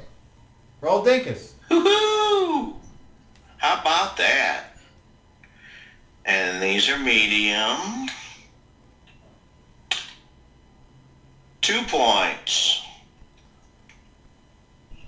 So that's the one Boris had tried to hit, and you do 2 points as this heavy sack goes boom and falls to the ground in the same square. So that's okay. All right, very good. And the flying ugly creature that I described kind of snorts, looks past Boris for a second, and looks right at Vanessa with hatred and evil in its eyes. And let's see, so we got Bart and Vanessa, and then we would then go to Fast, which means now it's Boris and Guy's turn. So, Guy, take your Hang first... on. I'm pretty sure Chad is a snake. So what's his speed right now? What's he doing? He's gonna bite. When he sees Vanessa struck, he's gonna bite the creature that strikes Vanessa with poison. Okay, so being a small creature and trying to hit something that's 6 foot in the air, you have a massive penalty to attack. Are you sure? You can certainly try. I will certainly try. All right then, roll an attack. My THAC0 is 16. So I hit armor class of 2.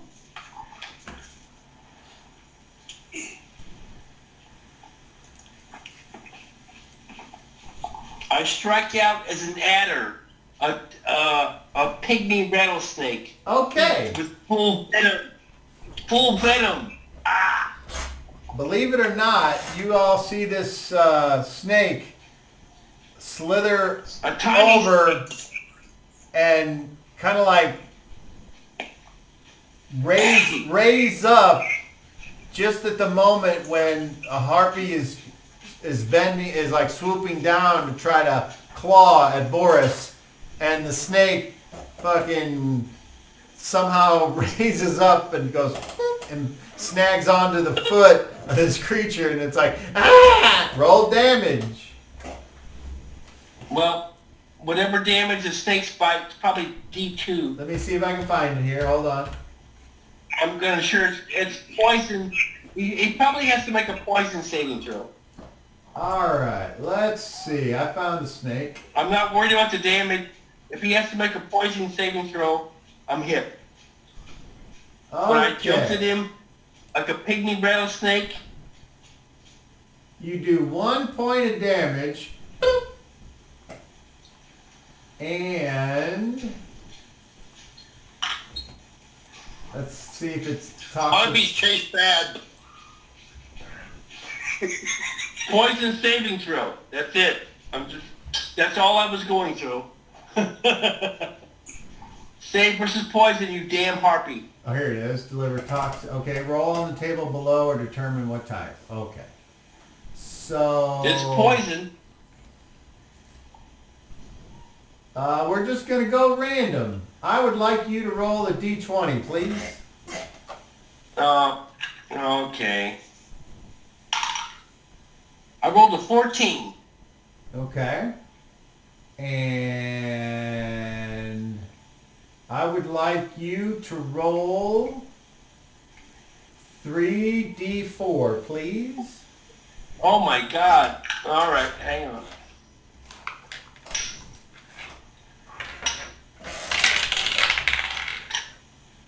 Seven. All right.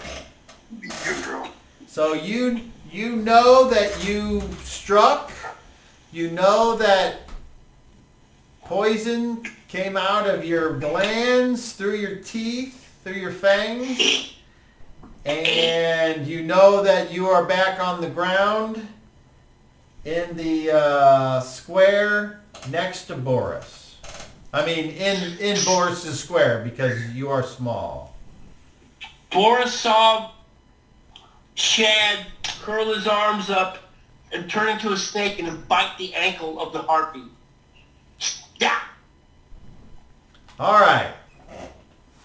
And the harpy's like shaking its foot like... All right. And now we go to Boris. Attack. I am thrusting my spear, Okay. hitting An armor class of 12. Oh man, Boris, I'm sorry. What the fuck? You take Come on, man. when you go to stick it with your spear, you're thinking whatever Boris thinks because he's a grump. He's a grump Oh, that's tard. an awful pretty bird. And yeah, and he goes and he like for some reason the ship he kind of like slips in bird shit and fucking zip, and his spear just goes right up in the air.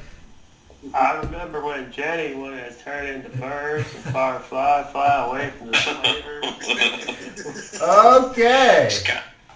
Kind of hard hitting a bird. Now we go to. I know. That's why I'm Now we go to the loser's side of Fast, which is these ugly winged humanoid creatures. So, we will take, why not? This one will move up to here and attack Vanessa. That one will stay with Boris. That one will go down and attempt to attack the snake. That one will hit Guy. So, on Guy. We got natural 20! Explode! Oh boy. Just a regular hit. Okay. That's with the first claw. Second claw. Hits an armor class of, probably not good enough. No, armor class of 1. He needs to hit an armor class of, okay. And then the bite. You need you need to hit at least 0. Well, no, it's -3 because you have your. Well, he's pretty tough, yes, but I'm talking about Shad too. All right, Yeah, so just one pretty claw on Sir Guy de Lance for. She takes her claws and she rakes it across your face for 3 points of damage. And then you hear as it scratches your face, you hear this.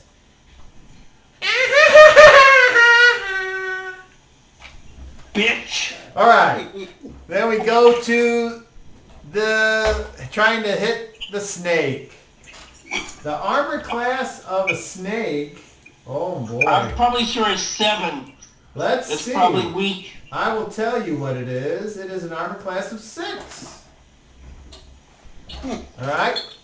Claw. Now that hits an armor class of 8.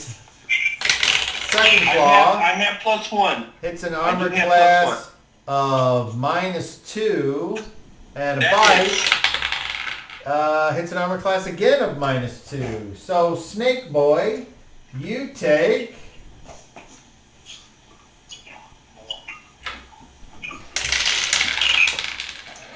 6 points of damage as a claw rips across your back, and as you wiggle, it takes its beak and goes and hits you like 3 quick successions, and you're like, except you're a snake and you don't do anything except go. All right. Yeah, it's like chicken. I try to bite back. And then we go to Boris. Claw. Attack. Oh, that's a horrible miss. Another claw. That is an armor class of 2. Oh, that is a hit. So I get a saving throw versus death due to the colorful glow that is shielding my body. All right, roll it, please. Yay! 19. That's a Yay! success. Okay, So I take no damage from missiles and half from melee. Okay, so let me roll that. You take half of 2 is 1. So just as the thing starts to dig its claws in, you feel and see a little bit of this whatever energy that Vanessa would like it to be, and we'll just say it's like a bluish green, and using the power of the sea, she uses it to soften the blow. And the last one is a bite. That hits an armor class of 1, and that's a hit. You would save again. I failed that time. All right. This claw bites deep into your shoulder, and it tears at your flesh for 5 points of ripping damage. And you're like, ah! As you feel the warmth trickle down into your armpit, and you look, and you're like, "Grr." All right. And then we go to over here on Vanessa. You bitch! Claw. That is an armor class of -4. Hit. Second claw, armor class of 4. Hit. And a bite.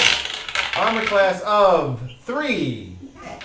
Hit. All right. That is 2 D3s and a D6 for a total of 7 points of damage. It flies down close to Vanessa, screams and cackles, and then swipes with its left across her left boobie, slashes with the right down her arm, slash, and moves into the bite and bites and clamps down on her neck just for a second, and right before it can rip out your throat, Vanessa pushes her away, but it rips the flesh. And Vanessa has been bloodied for the first time in a long time. And that is the enemy's turn. We now go to second attacks for Boris and Guy. Who would like to go? Go ahead, Guy. Go ahead, Guy. All right. Second attack. No, Guy, Boris. Guy will slash the harpy in front of him with no. It just slash. Hurrah! Two-handed.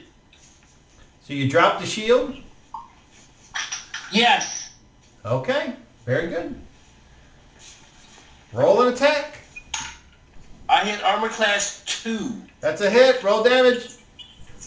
Oh, I'm That's- sorry. Roll that- dinkus. Is that 2d12? And that's a D10 instead of a D8. 2d10? No, Okay. a D10 Okay, straight up a d10. All right. plus 5 points. plus 2. 5 points. 5 points, whatever plus 2. 5 points. Hurrah! Get away, you bitch! All right, roll a D. Hold on here, Bunyan face.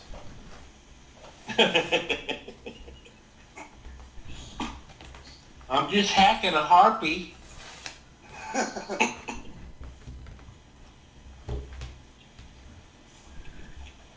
I'm sorry, hold on, hey. Ah! Jason, Yes? I'm sorry, it's 2D4 for you. 2d4. Okay. Hang on. Well, that's weird. Never Okay. know. It's a D12 plus 2. Sorry, wrong thing. D12 plus 2. D12 plus 2? Yes. Okay. Are 8 you going points. to bed? 8? Okay. Hurrah! That's 3 more. Okay.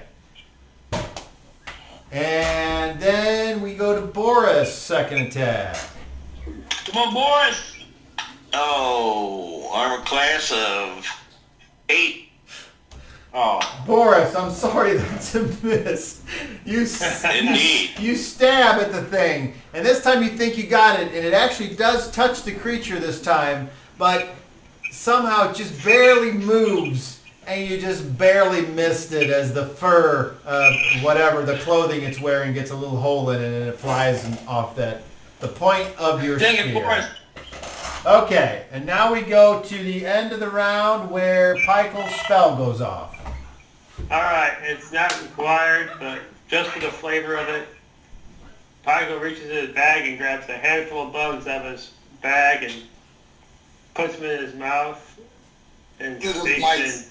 in Dwarven, Yes. Dwarven and says, Tune, Duno, As, Gistone, foot, and breathes out and casts,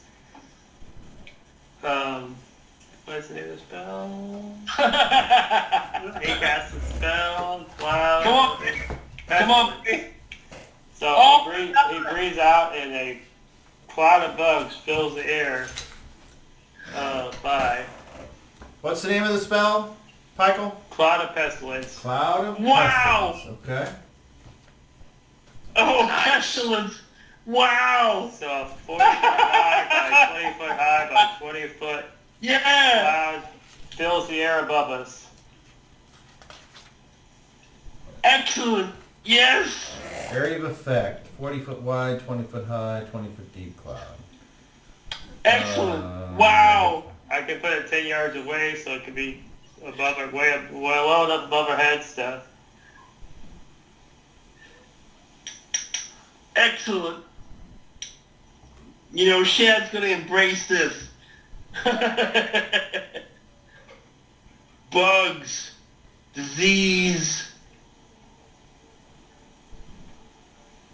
Oh, Here there we it is. are, Range. yeah. 10 yards. Excellent. Okay. So where would you like the 40 foot by 20 foot by 20 foot cloud to be? I keep it 7 foot, like above head height, you know, about 7 feet, 8 feet, you know, to keep them within their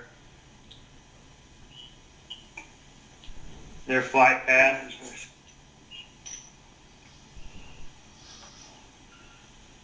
Excellent. The wind, just remember, Cobb, the wind is being directed. We have Bart, we have Shad, all controlling the weather, the wind, and then this. Nope. Nope. Hey, As long as it's over. You didn't stop hitting that pipe so hard, buddy. Yesterday again. Yeah. Indeed, but still, hey, we're controlling Jason. the wind. Jason, I need you to be quiet. Okay. So, Pikel, where do you put this spell? Above our heads, about a foot or so. Okay, so you're going to have part of the spell inside this like building here where you are. No, it's blown out. I mean, I can do it 10 yards away. You can, but they won't be above you.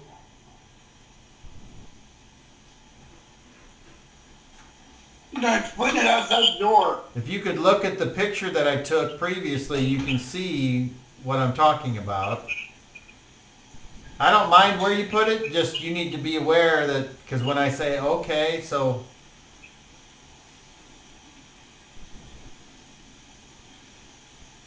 If I can see outside, I can put it above their heads. It's 10 yards.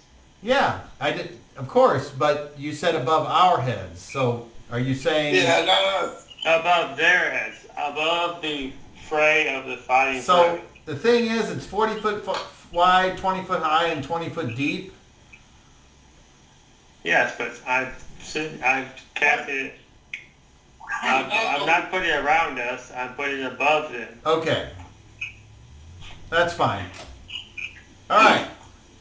So you do that, and there it is. The first round of exposure. Those who succeed at the saving throw are unaffected. Those who fail take a d4 points of damage. Okay. So let's have them make 4 saving throws. Number 1 on the left. Failure. Second one. Success. Third one. Success. Fourth one. 16. Success. So, this one over here is affected. These 3 are not. Takes it 4 points. And you will roll a d4, please. If I did, it's 4. Okay, that's this creature over here. And it's been getting hacked at quite a bit, so it's looking the worst. Okay. So at the end of the round, these 3 who made the save, they are going to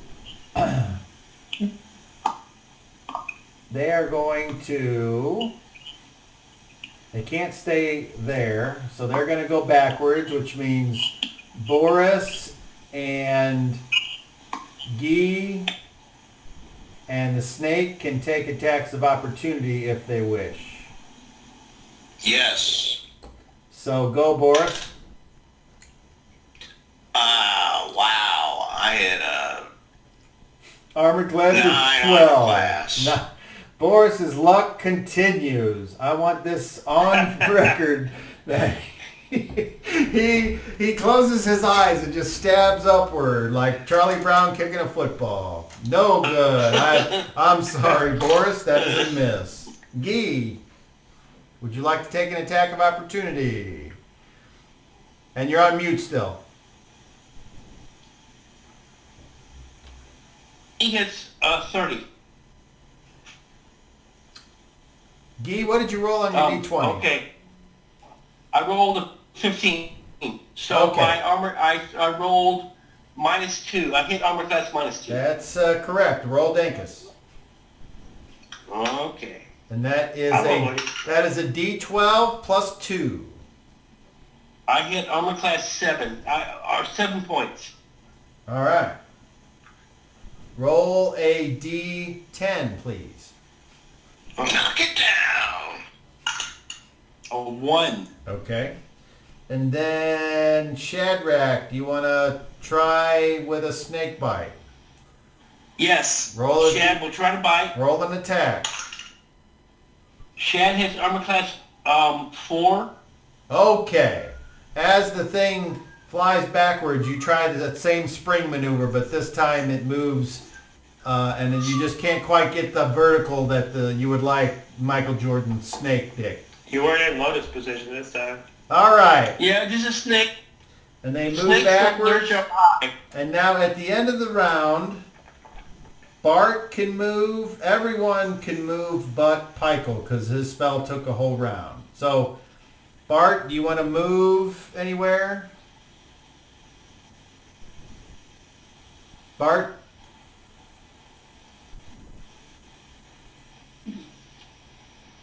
I move towards the door I can see him. I don't step outside. Okay, so when you get up to there, yes, now you can tell that there's one over here just at that corner. You can barely tell there's one there. Okay, how about we'll go to Boris. Does Boris want to move? He'll move toward them. Okay. You want to stick with the same one you've been fighting? Yeah. Okay, so basically you move up to threaten it, but nobody gets any attacks out of that deal. And then Guy, you're still engaged, so if you moved, you would be subjected to an attack of opportunity. He is going to keep attacking with 2 attacks per round, just chopping Snake with a Rack. sword. Snake Rack, do you want to move? Shad's going to turn into a human and cast. Do you want to take a half move at the end of the round, Snake Rack? No. Okay, you stay there. Vanessa. Yeah. Vanessa, you I'm already moving. moved this round, right? When you moved up to throw? I've not moved. No, you moved up to attack. Okay. Okay. Correct. So that is everybody. So we're going to have to stop there at the end of round 3. I got it written down. Everything will stay there. I'll take a picture of it. And that's it. So Fun stuff. we'll keep the fight going next week unless something bad happens. Oh, Good night, guys. all right. Good Don't night. say that. I love y'all. I love y'all, guys. This is great. Right. I love it. All right, Joe. Good night. Good night. All right. Good night, everybody online. We'll catch you next week.